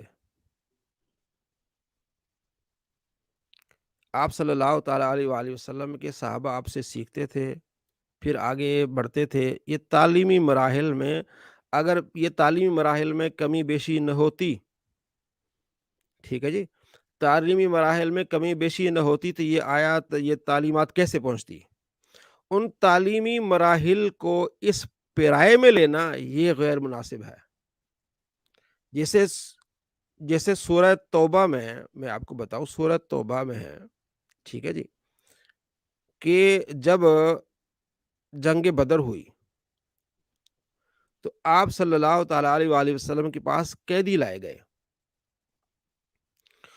اب آپ علیہ السلام نے مشورہ لیا کہ ان قیدیوں کا کیا کرنا ہے، تو حضرت عمر نے کہا کہ ان کو یہیں ختم کریں، جس بالکل کے صحیح، رشتہ دار ہیں وہ اس کو ختم کرے، اگر میرا بھی بھائی ہے تو میں اس کو گردن اڑا دوں گا، ابو بکر کا بھائی وہ بھی گردن اڑا دے، مولا علی کا کوئی رشتہ دار ہے گردن اڑا دے، ان کو یہیں ختم کریں۔ تو ایک رائے یہ آئی کہ ان سے فدیہ لے کے ہم ان کو چھوڑ دیتے ہیں، ٹھیک ہو گیا۔ اب نبی صلی اللہ تعالیٰ علیہ وآلہ وسلم اس رائے کو اختیار کر کے آپ علیہ السلام نے فدیہ لے کے تو چھوڑ دیا۔ اللہ نے نازل فرما دیا قرآن کہ محبوب پیسے دے کے کیوں چھوڑا ہے۔ بخاری شریف میں حدیث ہے کہ حضرت عمر آئے تو عرض کرنے لگے، یا رسول اللہ آپ کیوں رو رہے ہیں، آنکھوں میں سے آنسو کیوں ہو رہے ہیں؟ تو آپ علیہ السلام فرمایا کہ اگر تمہاری بات پر عمل کر لے تو یہ زیادہ بہتر تھا۔ اللہ نے قرآن نازل فرمایا کہ محبوب ہم نے آپ کے لیے یہ پیسے کے لیے آپ یہ مطلب یہ آپ کا لیول نہیں ہے۔ اب اس بات کو لے کے تو نبی علیہ السلام کی تو گستاخی نہیں کی جا سکتی نا، بالکل صحیح، ٹھیک ہے نا، یہ ایک تعلیمی مراحل چل رہے ہیں، ٹھیک ہے نا۔ اب تعلیمی مراحل اب میں آپ کو بتاؤں کہ اے ایمان والو، اے ایمان والو، نماز کے قریب نہ آنا جب تم نشے کی حالت میں ہو، بالکل صحیح، یہ حضرت علی کے بارے میں ہے۔ حضرت علی رضی اللہ تعالیٰ عنہ نے ابھی دیکھیں اب ایک چیز حلال ہے، ٹھیک ہے، حضرت علی رضی اللہ تعالیٰ عنہ سے تو بڑے ظاہر ہے آپ کے چچا حمزہ ہے نا، حضرت حمزہ ہیں، ان کا واقعہ سنا کے پھر میں حضرت علی کی طرف آتا ہوں۔ تو آپ صلی اللہ تعالیٰ علیہ وآلہ وسلم نے ایک اونٹنی دی حضرت علی رضی اللہ تعالیٰ عنہ کو۔ حضرت علی رضی اللہ تعالیٰ عنہ اونٹنی لے کے کوئی سامان لینا چاہ رہے تھے، تو ادھر سے جب آپ اندر گئے جب واپس آئے اونٹنی غائب ہے، ادھر ادھر پوچھا کہ اونٹنی کدھر ہے، تو بتایا گیا کہ حضرت حمزہ اس کو پکڑ کے لے گئے ہیں۔ جب ڈھونڈا تو پتا چلا کہ حضرت حمزہ نے اس کو ذبح کر کے تو اندر شراب پی رہے ہیں، شراب پی کے ذبح کر کے کہا ابھی اس کو کاٹو شاٹو تو ہم اس کو کھاتے ہیں، ٹھیک ہے۔ تو حضرت علی رضی اللہ تعالیٰ عنہ حضرت محمد عربی صلی اللہ تعالیٰ علیہ وآلہ وسلم کے پاس گئے ہیں، یا رسول اللہ صلی اللہ علیہ وسلم، آپ نے جو تحفہ دیا تھا اس کا حال یہ بن گیا ہے۔ تو آپ علیہ السلام فرماتے ہیں چلو حمزہ کے پاس جاتے ہیں، تو حضرت حمزہ کے پاس جاتے ہیں تو حضرت حمزہ آگے کہتے ہیں تم کون ہوتے ہو ادھر میرے سے بات چیت کرنے والے؟ تو آپ علیہ السلام فرماتے ہیں کہ علی چلو اس وقت حمزہ نا تھوڑا سا وہ ٹن ہے تھوڑے سے، تو ابھی بات بگڑ جائے گی، تو چلے آئے۔ یہ کب کا واقعہ؟ جب شراب ابھی حرام نہیں تھی۔ ایک واقعہ میں نے آپ کو یہ سنایا۔ اسی طرح ترمذی شریف میں واقعہ ہے کہ نبی صلی اللہ تعالیٰ علیہ وآلہ وسلم کے صحابہ شراب پی کے تو نماز پڑھنے لگے، ان میں سے امامت کرا رہے تھے حضرت علی رضی اللہ تعالیٰ عنہ۔ تو قل یا الکافرون کی جو یہ آیت یہ صورت ہے نا، قل یا ایھا الکافرون، اے محبوب فرما دیجئے اے کافرو لا اعبد ما تعبدون ولا انتم عابدون ما اعبد، اس میں یہ کہ اے محبوب آپ اعلان کر دیں کہ میں تمہارے معبود کی عبادت نہیں کروں گا، تم میرے معبود کی عبادت نہیں کرے تو میں تمہارے معبود کی عبادت نہیں کروں گا۔ تو حضرت علی سے وہ الٹ پلٹ ہو گئے کہ میں تمہارے معبود کی بات کرتا تم میرے معبود کی بات کرو۔ تو اللہ نے قرآن نازل فرمایا کہ یا ایھا الذین آمنوا، اے ایمان والو، لا تقربوا الصلاۃ وانتم سکارا، جب تم نشے کی حالت میں ہو تو نماز کے قریب نہ جاؤ، ٹھیک ہو گیا۔ اس کے بعد ابھی یہ نشہ حلال تھا حرام نہیں تھا، بس اتنا حکم تھا کہ بھئی نشے کی حالت میں تم نے نماز کے قریب نہیں جانا، تو تھوڑے عرصے کے بعد پھر یہ نشہ ہی حرام کر دیا گیا۔ اب اس واقعے کی وجہ سے حضرت علی کو کچھ کہنا یہ گستاخی ہوگی۔ میں صرف آپ کو بات، یہ تعلیمی مراحل چل رہے تھے، تعلیمی مراحل میں گفتگو کو یا آگے یا اگر یہ جو حکم اللہ نے دیا اس کے بعد کیا وہ ایسا کیا انہوں نے؟ نہیں۔ تو نہیں، تعلیمی مراحل کے دوران جو چلنے والی باتیں ہیں ان کو رزلٹ نہیں بنایا جاتا، وہ بالکل ادب سکھایا جا رہا ہے، وہ باتیں بتائی جا رہی ہیں کہ اب آپ یہ ہو گیا آپ نے ایسا نہیں کرنا، اب یہ ہو گیا آپ نے ایسا نہیں کرنا۔ ایک اور واقعہ میں آپ کو سناتا ہوں۔ آپ صلی اللہ تعالیٰ علیہ وآلہ وسلم حضرت علی رضی اللہ تعالیٰ عنہ کے گھر آئے، ٹھیک ہے، تو آپ علیہ السلام نے فرمایا کہ تم نے تہجد نہیں پڑھی، کیونکہ آپ کی شہزادی آپ کے گھر تھی۔ تو حضرت علی نے آگے کہا کہ جب اللہ نے سلا دیا، اللہ نے سلا دیا تو ہم کیسے جاگتے؟ تو مطلب یہ بیسٹ طریقہ تو یہ تھا کہ تھوڑا سا نیواں ہی ہو جاتے، یا رسول اللہ غلطی ہو گئی یا جیسے بھی ہو گیا۔ تو حضرت علی نے کہا کہ اللہ نے سلا دیا، تو آپ علیہ السلام ران پہ ہاتھ مارا تھوڑا سا غصے میں کہ انسان بڑا جھگڑالو ہے، انسان بڑا جھگڑالو ہے، تو اس انداز سے ہم کسی پر ٹرولنگ نہیں کریں گے۔ ایک اور مثال میں آپ کو دیتا ہوں۔ حضرت فاطمہ الزہرا رضی اللہ تعالیٰ عنہ رنجیدہ ہو کے نبی علیہ السلام کے پاس آ گئیں، رنجیدہ ہو کے نبی علیہ السلام کے پاس آ گئیں، اور آپ علیہ السلام نے فرمایا، آپ علیہ السلام سے کہنے لگیں کہ یا رسول اللہ آپ مجھے بتائیں اگر آپ کی بیٹی کے ہوتے ہوئے کوئی شخص اور بیوی رکھنا چاہے، ٹھیک ہے نا، تو آپ علیہ السلام نے تمام صحابہ کو بلایا، آپ علیہ السلام نے فرمایا کہ فاطمہ میرے جگر کا ٹکڑا ہے، جس نے فاطمہ کو تکلیف دی اس نے مجھے تکلیف دی۔ جب حضرت علی پھر آپ علیہ السلام نے جو آپ کی جو بیٹی تھی زینب، اس کا شوہر تھا، اس کی آپ نے تعریف فرما دی،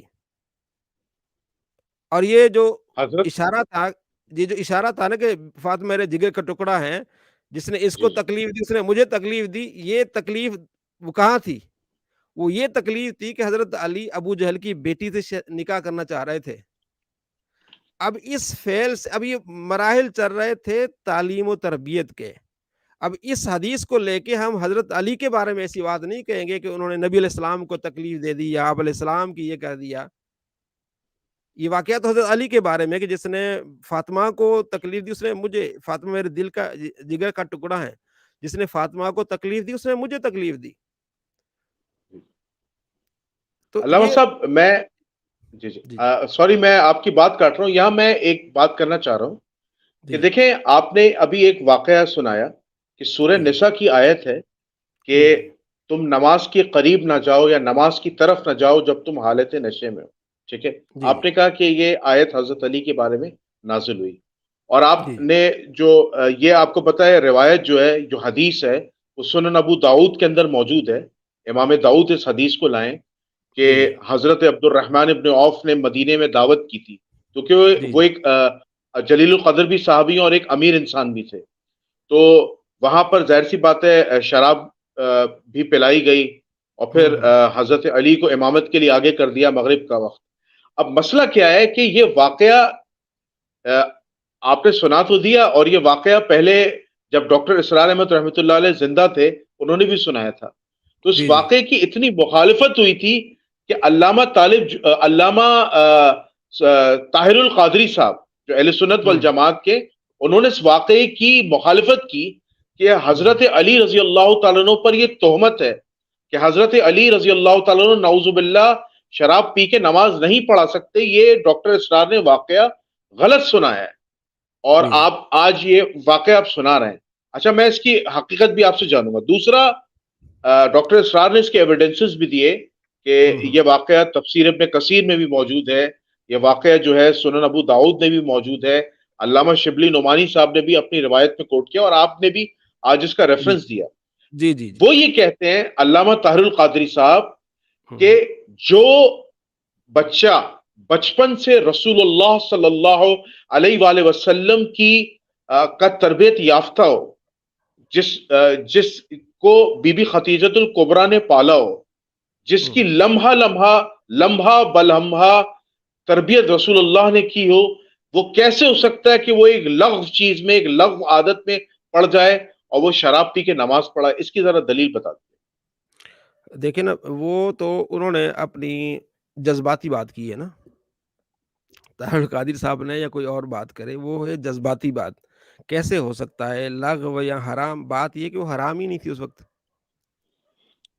ایک چیز جب حرام ہی نہیں تو آپ اس کو کیسے کہہ سکتے ہیں؟ جب نبی علیہ السلام کے چچا سید الشہداء ان کو بھی کہا جاتا ہے، حضرت حمزہ پی رہے ہیں، ٹھیک ہے جی، یہ بات بری تب ہوتی جب وہ حرام ہوتی، یہ تو مقدمہ ہی خراب ہے نا۔ دیکھیں یہ عیب ہی نہیں تھا نا، برا ہی نہیں تھا اس چیز کو۔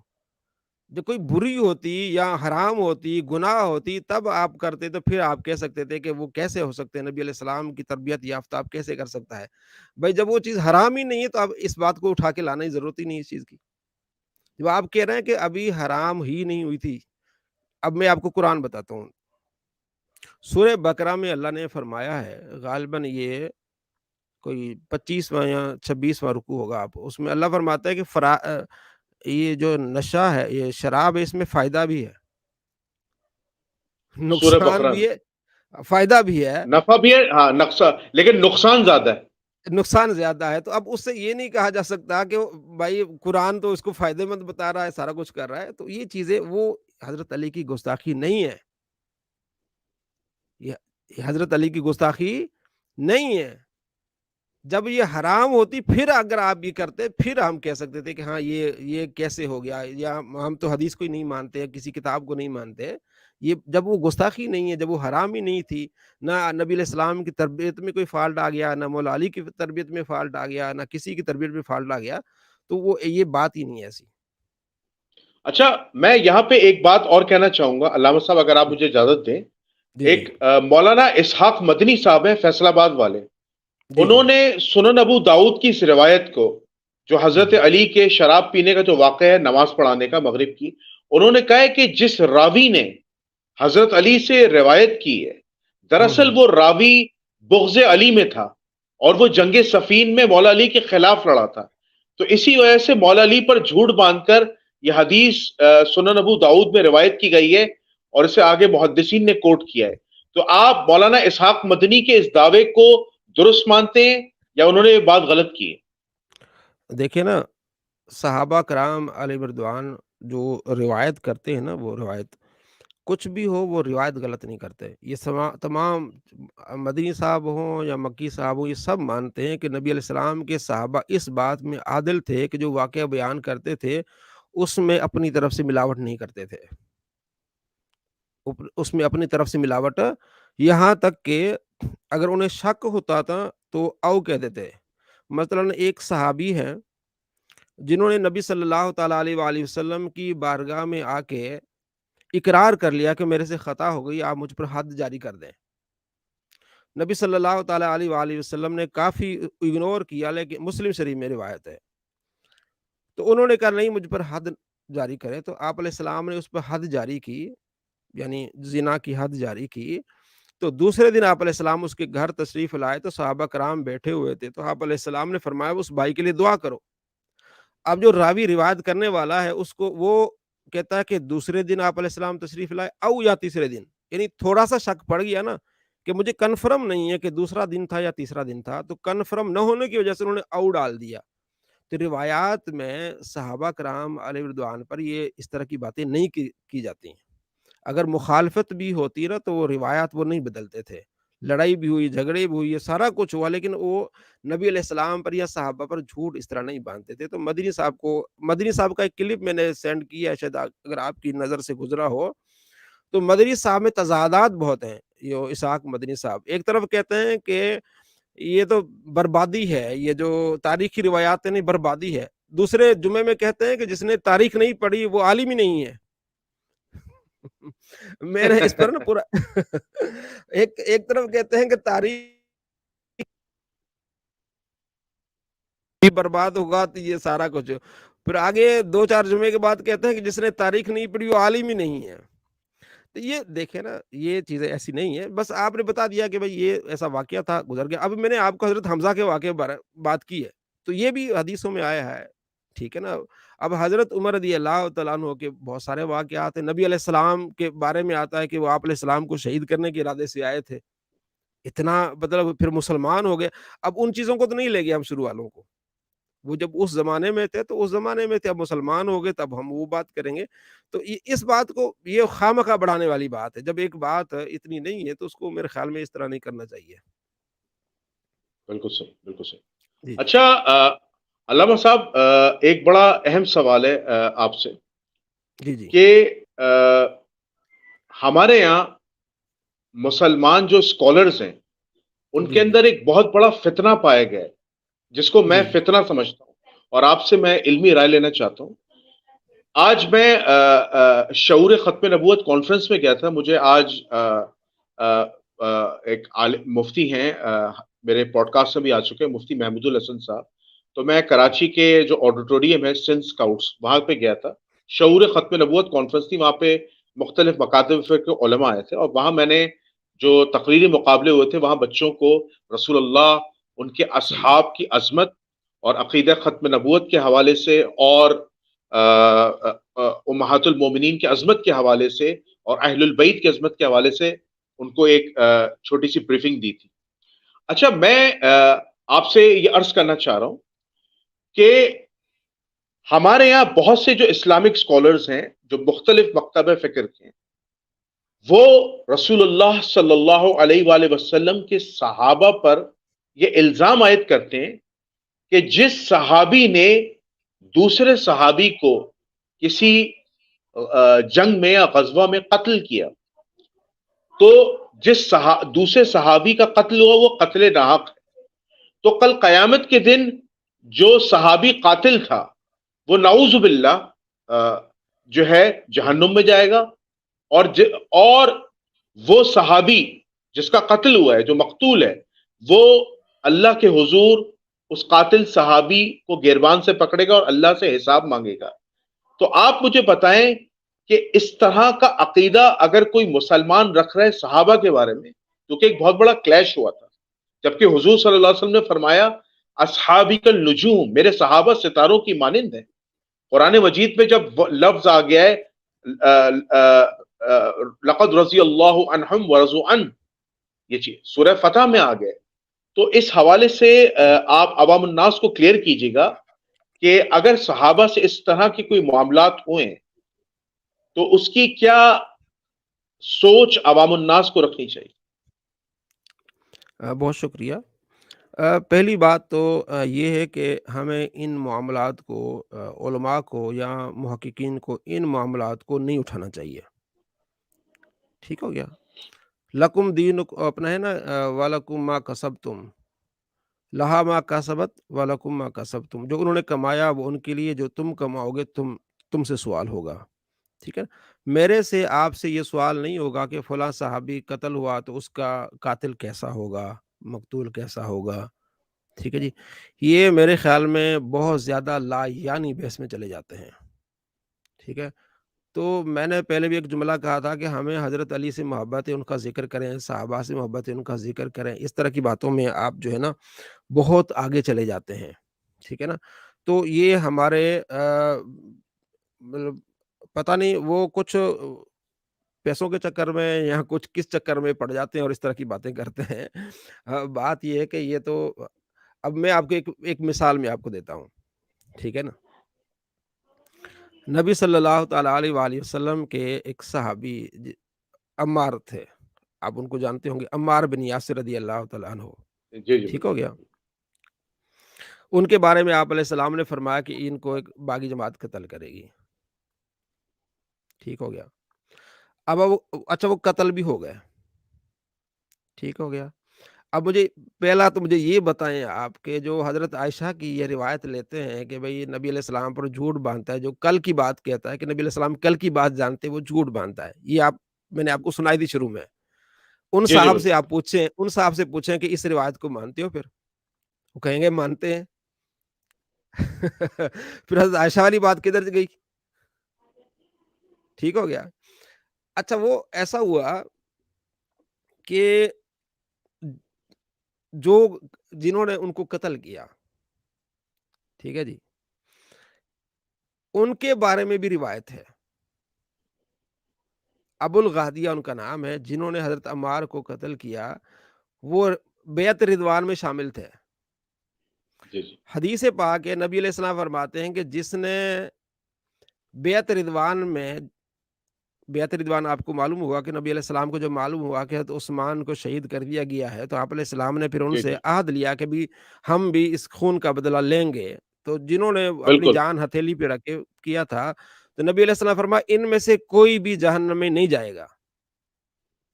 یہ سب کون سے ہیں؟ بالکل صحیح۔ سب جنتی ہیں۔ جنتی ہیں، جنتی ہیں۔ ٹھیک ہے، جنتی ہیں۔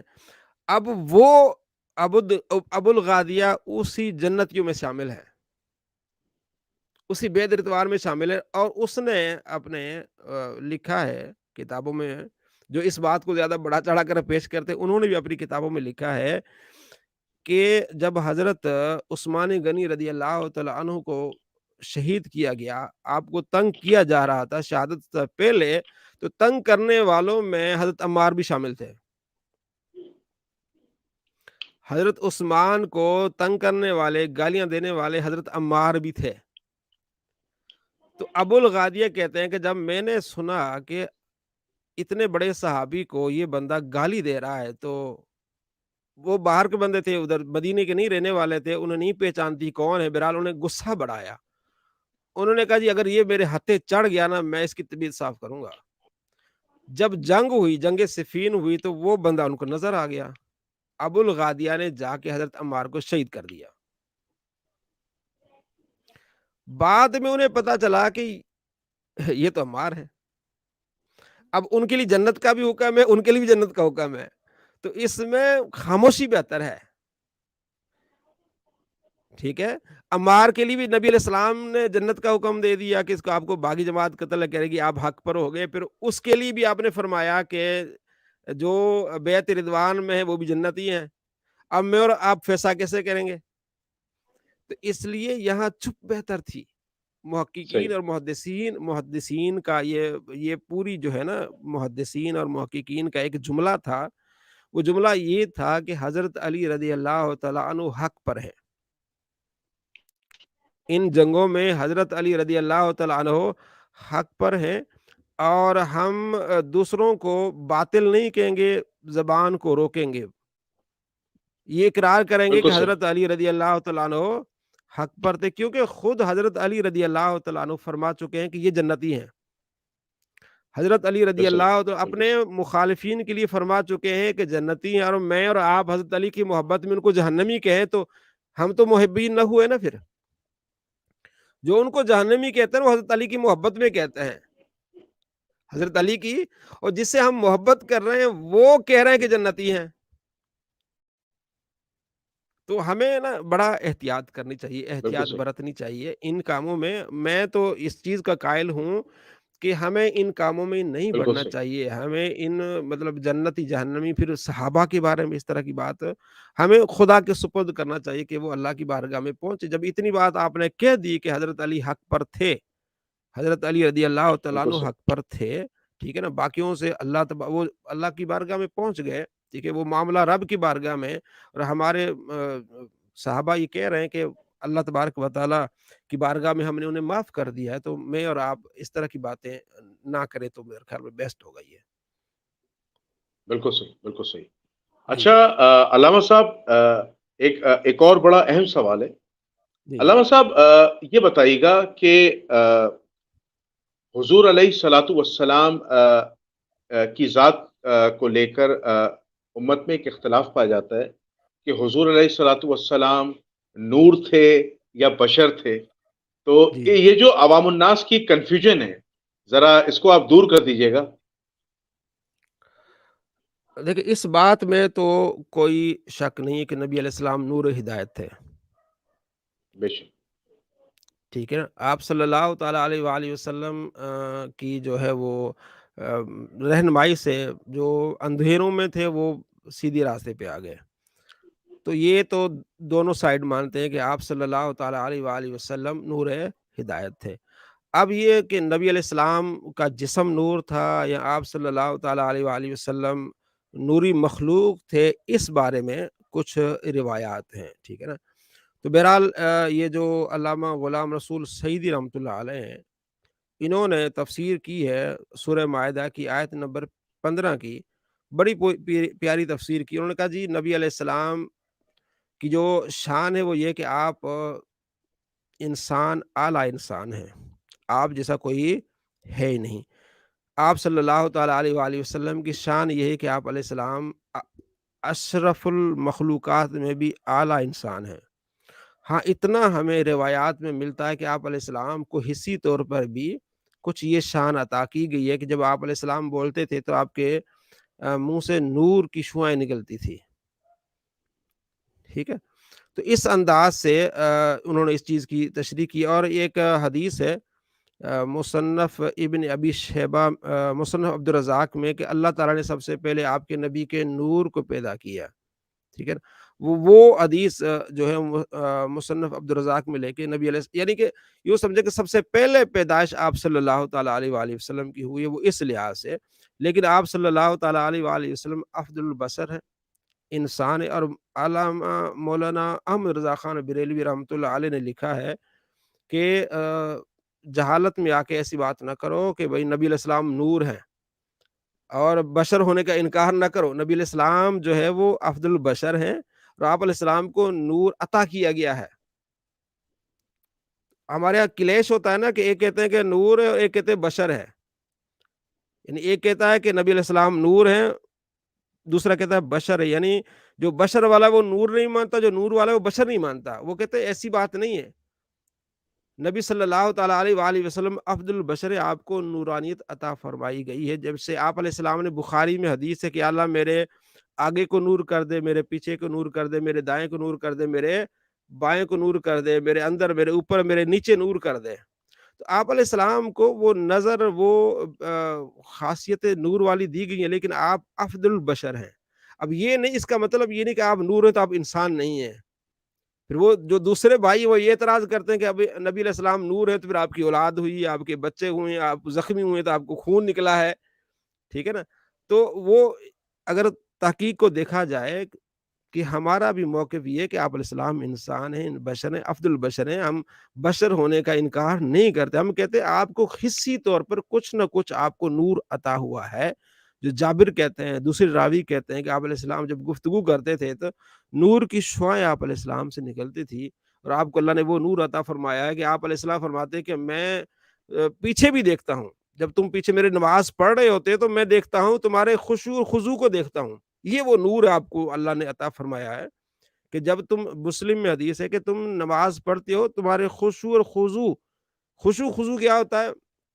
نماز میں آپ جتنی یکسوئی کے ساتھ نماز پڑھ رہے ہوتے ہیں نا، وہ خشوع خضوع ہوتا ہے تو وہ آپ کے دل سے ہوتا ہے، وہ آپ کے یقین سے ہوتا ہے، تو دل سے یقین سے دیکھنے والا ظاہر نور سے ہی دیکھے گا، ٹھیک ہے؟ تو وہ بے نور شک، عطا کیا گیا، تو وہ جو اصل پتہ ہے کیا میرے بھائی، بات یہ ہے کہ اکثر سنی سنائی بات کر دیتے ہیں، مثلا آپ کا ایک عقیدہ ہے نا، تو میں آپ کے اس عقیدے پر چڑھ دوڑوں گا، میں یہ نہیں دیکھوں گا کہ بھائی آپ کا جو عقیدہ ہے یہ کس کتاب میں ہے اور کیا عقیدہ ہے۔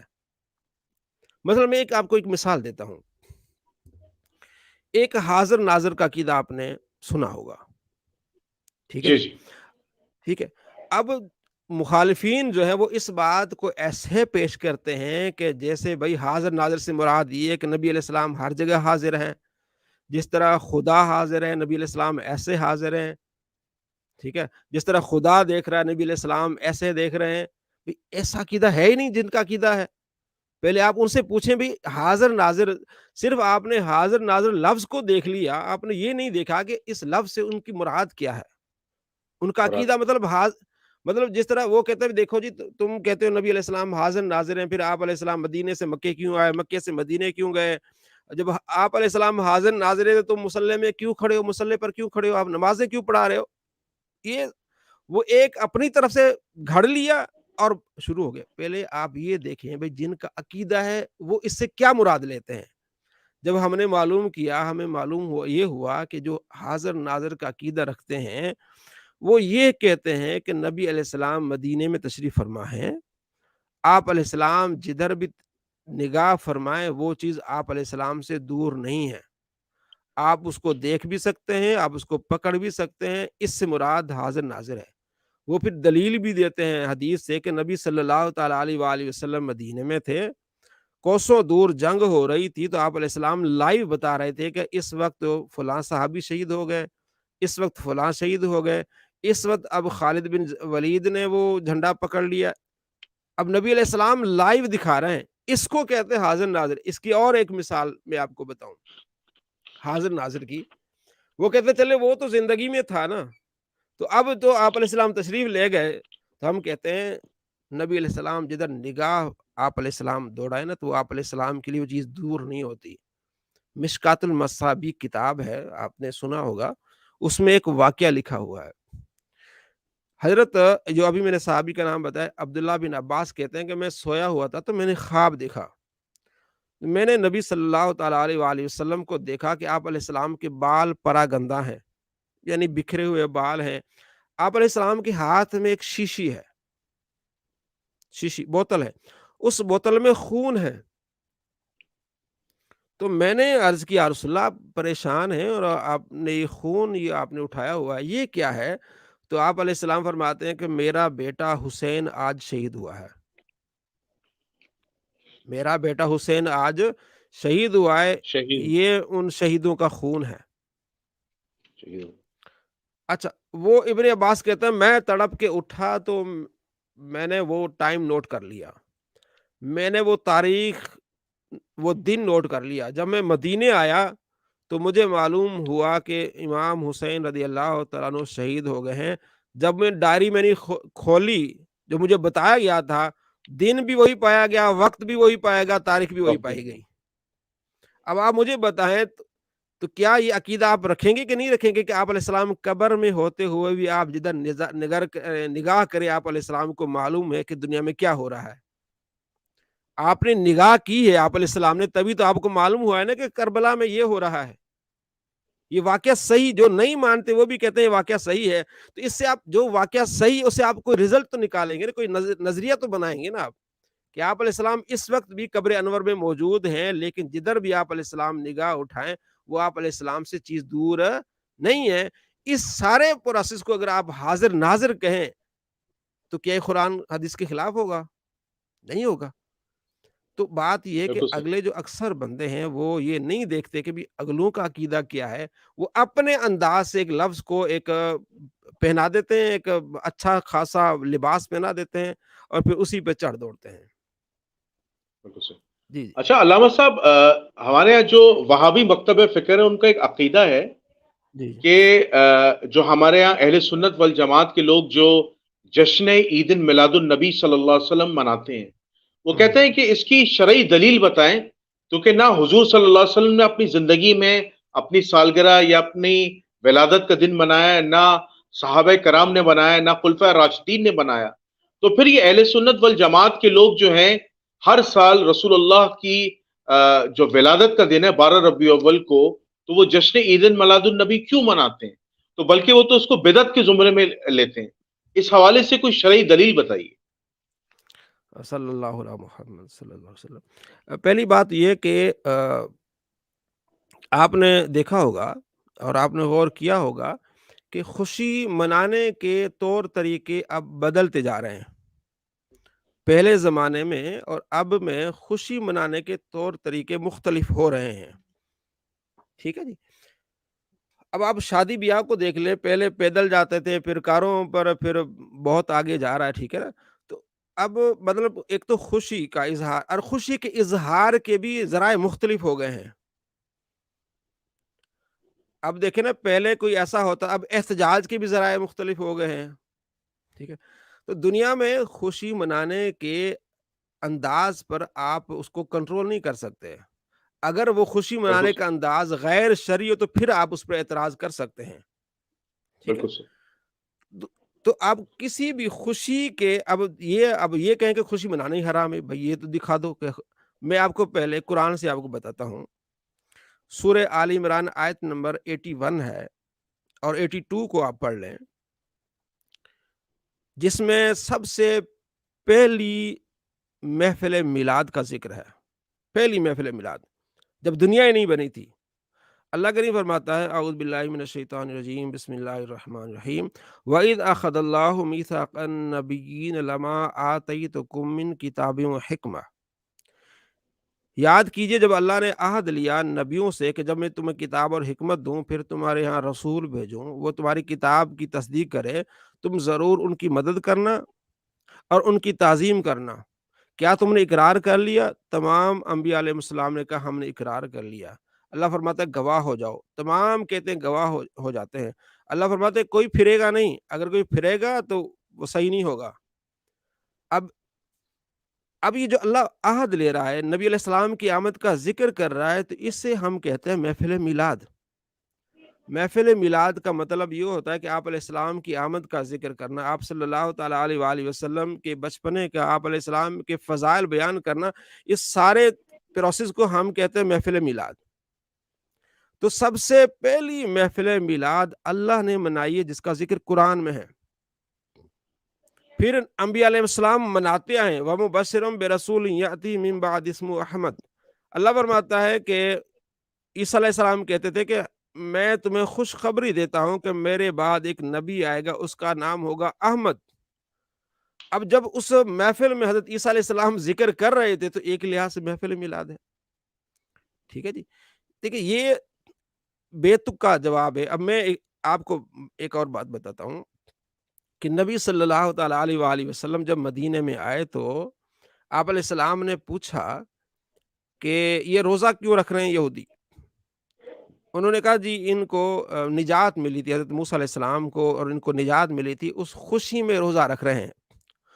اس وقت خوشی کا پیمانہ روزے رکھنے تھا۔ خوشی کا پیمانہ کیا تھا؟ روزے رکھنا تھا۔ اس انداز میں خوشی مناتے تھے۔ پھر نبی علیہ السلام نے بھی اس انداز سے اپنی پیدائش کی خوشی منائی ہے۔ آپ علیہ السلام نے روزہ رکھ کے خوشی منائی ہے، یعنی یہ پیغام دیا کہ خوشی کا دن ہے۔ اب جیسے حالات بدل رہے ہیں، جیسے بدلتے گئے بھئی روزے کے ساتھ اور کیا انداز ہو سکتا ہے خوشی منانے کا، وہ آپ کر رہے ہیں۔ بدعت آپ نے فرمایا نا کہ وہ کہتے ہیں بدعت ہے، بدعت کا معنی یہ ہوتا ہے کہ جو نبی نے نہ کیا ہو، تو نبی نے خوشی تو منائی ہے۔ اب خوشی منانے کا انداز آپ کا مختلف ہو سکتا ہے، طریقہ آپ مختلف ہو سکتا ہے۔ اب آپ دیکھیں نا، اگر آپ یہ کہیں کہ نبی علیہ السلام نے نہیں کی، یہ ناجائز ہے، تو یہ سارے جو یہ سینڈوچ کھاتے ہیں، یہ برگر کھاتے ہیں، برگر نبی علیہ السلام نے کھایا؟ اب یہ ساری چیزیں پھر اپنے اوپر حرام کیوں نہیں کر دیتے؟ بھئی وہ تو نبی صحابہ نے نہیں کھایا، یہ بریانی کھائی ہے، یہ نہاری کھائی ہے۔ تو بات یہ ہے کہ جب ایک چیز حلال ہو گئی ہے، اس کو حلال رہنے دے۔ خوشی کے اظہار میں اگر کوئی چیز غلط ہے، اب ناچ گانا ہے یا ڈانس ہے، یہ تو کوئی بھی جائز نہیں کہتا، ٹھیک ہے؟ یہاں تک کہ وہابیوں کے امام جو ہے نا ابن تیمیہ، وہ بھی کہتے ہیں بھئی جو اگر نبی کی محبت میں کرتے ہیں انہیں ثواب ملے گا۔ نبی کی جو محبت میں کرتے ساری، اور یہ جو شاہ ولی اللہ رحمۃ اللہ علیہ ہے، ٹھیک ہے، وہ اپنی کتاب میں انہوں نے لکھا ہے، جن کو یہ وہابی بھی مانتے ہیں، وہ کہتے ہیں میں مکے گیا تو جناب بڑی محفل میں رونق تھی، مجھے ایک نورانیت ملی، مجھے بڑا سکون ملا، میں نے اس محفل میلاد میں شرکت کی۔ اب مجھے آپ بتائیں کہ آپ مسجد میں بیٹھ کے اللہ کے نبی کا ذکر کر رہے ہیں، ٹھیک ہے، آپ نے اس کو محفل میلاد کا نام دیا ہے، آپ نے سب سے پہلے قرآن پاک کی تلاوت کی ہے، پھر آپ نے ایک عالم کو بلایا، اس نے جو ہے وہ تقریر کی، آپ نے ایک نعت خوان کو بلایا، اس نے نبی علیہ السلام کی نعت پڑھی ہے، پھر آپ نے چار بھائیوں نے مل کے اینڈ پہ آپ نے لنگر کا انتظام کیا، سب کو کھانا کھلایا، اس سارے پروسیس میں کیا چیز ہے جو حرام ہے؟ کیا چیز ہے جو حرام ہے؟ اب وہ یہ کہتے ہیں کہ جناب آپ یہ سارے چیزوں میں ہو جاتے ہیں لاجواب، پھر کہتے ہیں آتے ہیں جلوس پہ، پھر کس پہ آتے ہیں کہ نبی علیہ السلام نے مجھے یہ بتائیں میرے بھائی کہ اگر یہ جلوس حرام ہے تو پھر کشمیر ڈے کا جلوس حلال کیوں ہو جاتا ہے؟ وہاں بھی نکالتے ہیں نا کشمیر ڈے کا جلوس۔ مجھے یہ بتائیں کہ نبی علیہ السلام مدینے میں تھے، آپ علیہ السلام نے جو مکے میں مسلمان رہ گئے تھے ان کے لیے تو آپ نے کبھی جلوس نہیں نکالا تھا، نکال سکتے تھے نا۔ 8 سال کے بعد مکہ فتح ہوا ہے، تو اتنے سال جو مکے میں مسلمان تھے، جن کے بچے پریشان تھے، تو آپ علیہ السلام کے صحابہ نے جلوس تو نہیں نکالا۔ پھر اپنی بھی بدعتیں بہت ساری نکلیں گی۔ اب آپ یوٹیوب پہ لکھ لیں کہ اہل حدیث کی سالانہ محافل، تو آپ کو ایک یہ ویڈیو ملے گی کہ اہل حدیث کی 34ویں سالانہ محفل، 34ویں، یعنی ہر سال یہ محفل کرتے آ رہے ہیں، اور یہ اس کو 34 سال ہو گئے ہیں۔ کیا یہ نبی علیہ السلام نے کیا؟ پھر بات یہ اصول یہ ہے کہ جو چیز جائز ہے اس کو جائز رہنے دیں۔ اگر یہ آپ اصول بنا لیں گے نا، صحابہ نے کیا تو پھر حلال ہے، صحابہ نے نہیں کیا تو پھر حرام ہے۔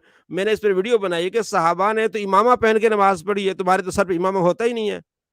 امام حسن رضی اللہ تعالیٰ کے بارے میں نسائی میں آتا ہے کہ آپ نے امامہ پڑھ کے نماز پڑھی ہے۔ نبی علیہ السلام جب مکے میں داخل ہوتے تھے آپ کے سر پر سیاہ امامہ تھا، انہوں نے کبھی پہنا ہے سیاہ امامہ؟ نبی صلی اللہ تعالیٰ علیہ وآلہ وسلم کے صحابہ داڑھی یوں کر کے نیچے سے کاٹ دیتے تھے، ان کی تو ناف تک آتی ہے، بتائیں پھر یہ صحابہ نے جو کیا وہ کیوں نہیں کر رہے؟ وہ جو آپ نے پہلے بتائی نا کہ یہ بہت سارے لوگ فتنہ بن کر آگے آ رہے ہیں، یہ فتنے والی بات ہے، ٹھیک ہے نا؟ اچھا اس چیز کو خواہ اچھا، مخواہ جی جی جی جی جی جی، علامہ صاحب اس میں ایک اور نقطہ اٹھاتے ہیں جو جی جی وہابی حضرات ہیں، جیسا کہ جی جی آپ نے کہا کہ حضور علیہ الصلاۃ والسلام پیر کے دن جو روزہ رکھتے تھے وہ خوشی کا دن ہے، وہ یہ جی جی کہتے ہیں کہ جب اللہ تعالیٰ نے عید الاضحیٰ اور عید الفطر کا دن بنایا ہے اور عید کے دن جو ہے وہ روزہ رکھنا حرام ہے، تو یہ کیسے ہو سکتا ہے کہ حضور علیہ الصلاۃ والسلام روزہ رکھیں اور وہ خوشی کا دن ہو؟ اس کی دلیل دیجیے۔ ہاں، وہ اس طرح ہوتا ہے کہ بعض اوقات جو لفظ ہوتا ہے نا، وہ لغوی اعتبار سے ہوتا ہے، شرعی اعتبار سے نہیں ہوتا۔ میری آپ سے بات ہو رہی، میرے لیے عید ہو گئی۔ عید کا معنی خوشی کا دن ہوتا ہے، خوشی، ٹھیک ہے نا؟ کہ آپ کسی کہتے ہیں یار آج تو میری عید ہو گئی، تو اس کا مطلب یہ نہیں کہ آپ روزہ نہیں رکھ سکتے۔ اب میں آپ کو بتاتا ہوں دلیل۔ نبی صلی اللہ تعالیٰ علیہ وآلہ وسلم نے فرمایا، نسائی شریف میں حدیث ہے کہ جمعہ بھی عید ہے۔ جمعہ کیا ہے؟ عید ہے۔ تو رمضان میں کتنے جمعے آتے ہیں؟ 4، 4۔ تو روزہ 4 یا رکھنا حرام 5؟ نہیں ہو جائے؟ روزہ رکھنا حرام ہو جائے گا پھر؟ نہیں، جمعے کو بھی عید کہا گیا ہے، ہاں عید کا دن عید کا دن کہا گیا ہے نا، تو اس کے باوجود بھی بالکل ہم کہا روزہ گیا۔ رکھ رہے ہوتے ہیں۔ تو یہ جو عید کا دن کہا جاتا ہے نا، یہ ایک خوشی کے معنی میں کہا جاتا ہے، وہ شرعی لحاظ سے نہیں کہا جاتا کہ آج شرعی لحاظ سے عید ہے جی، نماز عید پڑھی جائے گی، وہ عید کا مطلب خوشی کے معنی میں لیا جاتا ہے، کہ ہمارے لیے آج خوشی کا دن ہے، ہمارے لیے عید کا دن ہے کہ ہمارے نبی اس دنیا میں تشریف لائے، پیدا ہوئے، وہ اس معنی میں لیا جاتا ہے۔ ہر بات کو اپنے معنی میں نہیں لیا جاتا کہ جناب کسی کو پھنسانے کے لیے جی بتائیں عید کے دن تو حرام ہوتا ہے، آپ نے روزہ کیوں رکھ لیا، آپ نے یہ کیوں کر لیا، آپ نے وہ کیوں کر لیا، پھر آپ رمضان میں جو جتنے بھی جمعے ہیں نبی علیہ السلام کا فرمان ہے نا، میرا اور آپ کی بات تو نہیں ہے نا، نبی علیہ السلام نے عید جمعے کو عید کہا ہے، تو عید کے دن تو روزہ رکھا نہیں جاتا، تو پھر آپ کیوں رکھتے ہیں جمعے کے دن روزہ؟ ایسا ہی رکھتے ہیں نا، یہ سارے ہی رکھتے ہیں نا، کوئی ان کا جی تو بات جی یہ جی ہے کہ یہ جو معنی ہے اچھا اگر ہم عید نہ کہیں تو یہ مان لیں گے اس میلاد کو؟ ہم عید کہنا چھوڑ دیں یا کوئی بھی عید کہنا چھوڑ دے تو یہ تو بات نہ ہوئی، یہ تو صرف کہتے ہیں نا پنجابی میں اردو میں ڈھکوسلے ہوتے ہیں، یہ اور کوئی بات نہیں، یہ ایک لغوی ایک اصطلاحی ایک محبت کا لفظ ہے، بھئی ہم عید ہمارے لیے عید ہوگی، ہمارے لیے خوشی کا دن ہے کہ ہمارے نبی صلی اللہ تعالیٰ علیہ وآلہ وسلم تشریف لائے ہیں۔ امام جلال الدین سیوطی رحمۃ اللہ علیہ نے شرح کی ہے بخاری شریف کی، وہ کہتے ہیں کہ ابو لہب نے ایک لونڈی کو آزاد کیا یہ سمجھتے ہوئے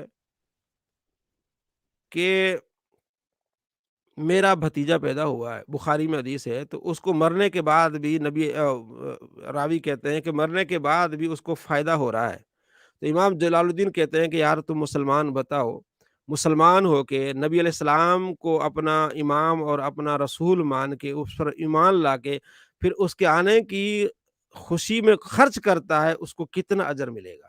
اب مجھے یہ بتائیں، وہ سوال کرتے ہیں کہ اس کو اجر کتنا ملے گا؟ تو بات یہ کہ نبی علیہ السلام کی محبت میں کر رہے ہیں، آپ علیہ السلام کی محبت میں یہ کوئی گناہ نہیں ہے۔ حضرت امام حسن رضی اللہ تعالیٰ عنہ کے بارے میں آتا ہے، بڑے سخی تھے، بہت زیادہ سخاوت کرتے تھے، مہمان آتا تھا تو اس میں مطلب اس کو پوری طرح سے اس کی خدمت کرتے تھے، تو لوگ کہتے تھے آپ بہت فضول خرچی کر رہے ہیں، آپ ایک مہمان کو آپ اتنا کھلا دیتے ہیں، سارا کچھ دے دیتے ہیں، تو آپ نے ایک جملہ ارشاد فرمایا لا خیر فی الاسراف، نیکی میں اسراف نہیں ہے، لا خیر فی الاسراف، یعنی یہ اسراف اس میں خیر نہیں ہوتا، یہ تو نیکی ہے، ٹھیک ہے، نہ یہ اسراف ہے۔ تو آپ علیہ السلام آپ علیہ فرماتے رضی اللہ عنہ کہ یہ بھئی یہ نیکی ہے، نیکی میں اسراف نہیں ہوتا۔ تو جو اللہ کے نبی صلی اللہ تعالیٰ علیہ وآلہ وسلم کی آمد کے لیے مطلب یہ ذکر کر رہے ہیں، ذکر بھی کیا کریں، اپنے نبی کا مطلب نعرے لگا رہے ہیں، نبی کی نعتیں پڑھ رہے ہیں، آپ علیہ السلام کی شان بیان کر رہے ہیں، جس سے شان کو سن کے دل جو ہے وہ خوش ہو رہے ہیں، تو یہ تو اچھی بات ہونی چاہیے۔ بالکل صحیح بالکل صحیح۔ اچھا علامہ صاحب ایک آپ سے گزارش تھی، جی میں ایکچولی کافی دنوں سے آپ کو اپروچ کر رہا تھا، لیکن آج پوڈ کاسٹ میں کافی عرصے بعد موقع ملا ہے آپ سے، جی اگر کسی نمبر پہ ڈائریکٹ رابطہ کرنا ہو، چونکہ میں یہ چاہ رہا تھا کہ میں آپ کو اس پروگرام کے توسط سے دعوت دینا چاہتا ہوں کہ آپ ہمارے ساتھ ایک لائیو پوڈ کاسٹ کریں، کیونکہ میں اپنے چینل پر مختلف مکاتب فکر کے علماء کو بلواتا ہوں، تو جی اس حوالے سے آپ سے رابطہ کرنے کے لیے کوئی کانٹیکٹ نمبر کوئی سلسلہ اگر آپ دینا چاہیں تو میں میں یہاں آپ سے لکھ کس دیتا ہوں، طرح پھر آپ کیجیے گا، واٹس ایپ میرا ہے، میں نمبر لکھ دیتا ہوں، ذرا دیکھیے گا، ہاں؟ تو اچھا آپ یہ مجھ سے جی جی آپ کا ڈائریکٹ نمبر ہے؟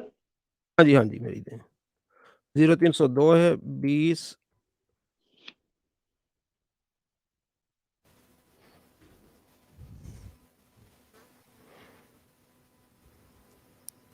0320 75 378 جی، یہ نمبر آپ نے دیکھ لیا ہوگا۔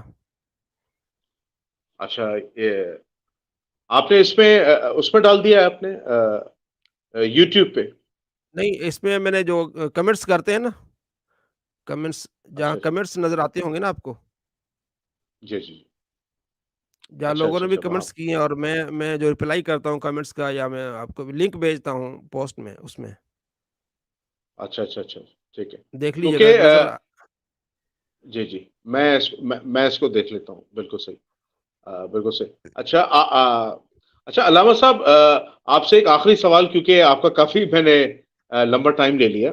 جی اچھا علامہ صاحب یہ بتائیے گا کہ حضور علیہ صلاۃ والسلام کی خواب میں زیارت کے حوالے سے مجھے آپ سے سوال کرنا ہے کہ کیا ایک عام مسلمان کو حضور علیہ الصلاۃ والسلام کی خواب میں زیارت ہو سکتی ہے؟ اور اگر ہو سکتی ہے تو اسے کیا ایسے اعمال کرنے ہوں گے، کیا ایسا خاص عمل کرنا ہوگا جس سے حضور علیہ الصلاۃ والسلام کی زیارت نصیب ہو؟ اس حوالے سے ذرا فرمائیے۔ ماشاء اللہ جی، بہت یہ تو اچھی بات ہے کہ جس کو نبی علیہ السلام کی زیارت ہو جائے تو اسے اور کیا چاہیے۔ نبی صلی اللہ تعالیٰ علیہ وآلہ وسلم کا فرمان ہے کہ جس نے مجھے خواب میں دیکھا اس نے مجھے دیکھا، میری شکل و صورت میں شیطان نہیں آ سکتا۔ تو حضرت عبداللہ بن عباس رضی اللہ تعالیٰ عنہ کے پاس ایک شخص آیا، اس نے کہا جی میں نے نبی صلی اللہ تعالیٰ علیہ وآلہ وسلم کو خواب میں دیکھا ہے۔ تو آپ نے فرمایا بھی مجھے ذرا وہ شکل و صورت بتاؤ، کس طرح تھے؟ فرمایا جیسے حسن نہیں ہے، جیسے امام حسن ہے اس کے نقش نین مجھے اس طرح نظر آ رہے تھے۔ فرمایا ٹھیک ہے، تو نے میرے پیارے نبی صلی اللہ تعالیٰ علیہ وآلہ وسلم کو دیکھا ہے۔ تو یہ تو ہوا کہ عام آدمی کو بھی ہو سکتا ہے، ٹھیک ہے۔ اب یہ کہ کیسے ہو، ٹھیک ہے، اس کے بارے میں سب سے پہلے تو محبت، ظاہر ہے جس چیز سے آپ محبت کرتے ہیں، پیار کرتے ہیں، وہ آپ کے خواب میں بھی وہی چیز آئے گی۔ اور محبت بڑھانے کا طریقہ نبی صلی اللہ تعالیٰ علیہ وآلہ وسلم کا فرمان ہے کہ تم لوگ جنت میں نہیں جاؤ گے جب تک تم اسلام نہ لاؤ، مومن نہ ہو، اور تم کامل مومن نہیں ہو سکتے جب تم آپس میں محبت نہ کرو۔ کیا تمہیں نہ بتاؤں جس کے کرنے سے تمہاری محبت کامل ہو جائے گی؟ وہ یہ ہے کہ ایک دوسرے کو سلام کرو۔ جب ہم ایک دوسرے کو سلام کرتے ہیں تو محبت بڑھتی ہے، جب ہم نبی علیہ السلام کو سلام کریں گے تو ہماری محبت بڑھے گی۔ تو سب سے پہلے ایک سنت پر عمل کرنا اور نبی صلی اللہ تعالیٰ علیہ وآلہ وسلم پر درود پاک کی کثرت کرنا۔ اور جنہوں نے اس بات پر کلام کیا کہ ہم کیسے نبی صلی اللہ تعالیٰ علیہ وآلہ وسلم کی زیارت کر سکتے ہیں، وہ کہتے ہیں کہ سورہ توبہ کی جو آخری آیت ہے نا، ہر نماز کے بعد اس کو پڑھیں اور نبی علیہ السلام پر درود بھیجیں۔ لقد جاءکم رسول من انفسکم عزیز علیہ ما عنتم حریص علیکم بالمؤمنین رؤوف رحیم۔ یہ آیت پڑھیں اور نبی علیہ السلام پر درود بھیجیں اور پوری تمنا کے ساتھ، محبت کے ساتھ، انشاءاللہ وہ دن دور نہیں ہے جب آپ کو یہ شرف حاصل ہو جائے۔ بالکل صحیح، بالکل صحیح۔ جی جی میں علامہ صاحب آپ سے اجازت چاہوں گا۔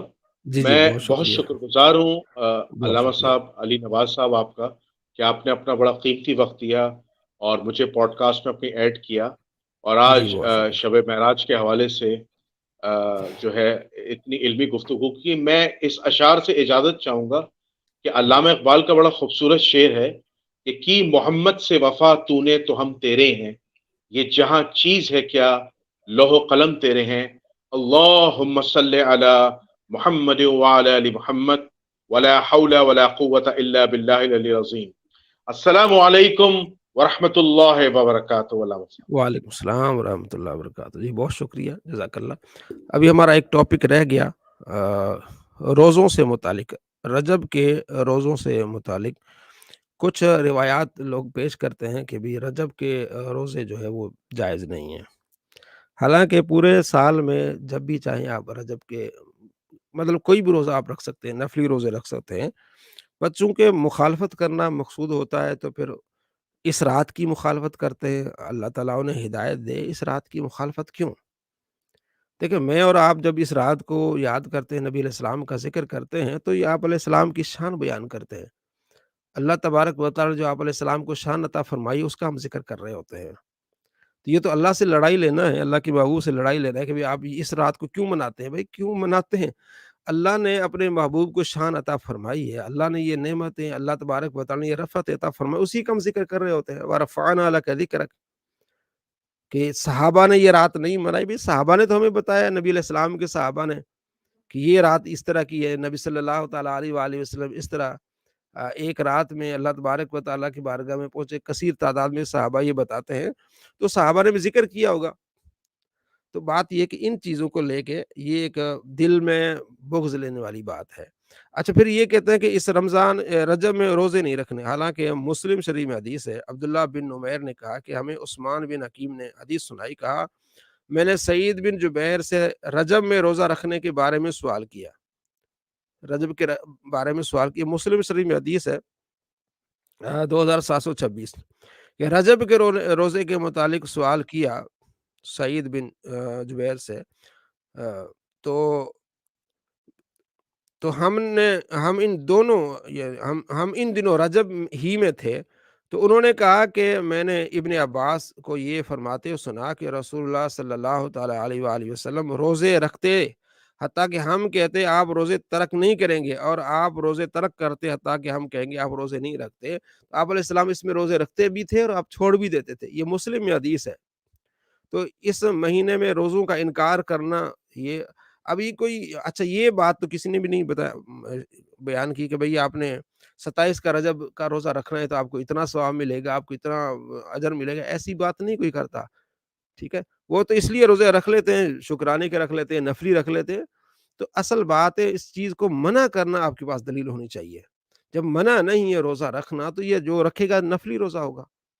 تو نفلی روزے آپ علیہ السلام خود رکھتے تھے، اتنے روزے رکھتے تھے کہ ہم سمجھتے تھے کہ آپ نے ترک ہی نہیں کرنے، بعض اوقات ترک کر دیتے، ہم سمجھتے تھے آپ رکھنے ہی نہیں ہے۔ تو نہ منع کرنا ہے اور نہ ہی آپ نے اس کو اصرار کرنا ہے۔ جی صفوان خان صاحب السلام علیکم۔ جی السلام علیکم مفتی صاحب، خیریت؟ وعلیکم استاد السلام محترم، ورحمۃ اللہ۔ جی جناب علی،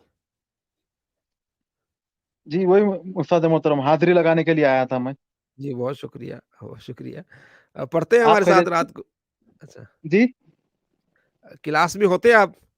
جی جی بالکل، ابھی آپ سے بات بھی ہوئی تھی، میری ایگزام چل رہے تھے، غالباً 20 کو ایگزام ہے، اچھا اچھا، اس کے بعد میں انشاءاللہ پورے کلاسز بھی شروع کرنے کا ہے، فارمز بھی بھیجنے کا ہے۔ چلیے اللہ آپ کو خوش رکھے۔ بہت شکریہ، بہت شکریہ آپ کی محبت کا، سلامت۔ چلے بہت شکریہ۔ تو یہ بات بھی ہمارے ہاں کلیئر ہو گئی کہ روزے جو ہے نا وہ کوئی منع نہیں ہے، کوئی نفلی روزہ منع نہیں ہے، خاص طور پر نبی علیہ السلام خود اس میں رکھتے تھے، صحابہ کرام علیہ رضوان رکھتے تھے، اس پر فتاوی جات موجود ہیں، تمام مکاتب فقہ جو ہے نا جتنے بھی، بلکہ اس پر اجماع ہے، نفلی روزے کہیں منع نہیں ہے، تو جو رکھتے ہیں نبی علیہ السلام کی محبت میں رکھتے ہیں۔ تو یہ چیز ہمارے یہاں کلیئر ہو گئی کہ اکثر محدثین اس رات کو ہی شب معراج مانتے ہیں، یعنی کہ 27 رات کو ہی شب معراج کی رات مانتے ہیں، اس میں کوئی دو رائے نہیں ہے۔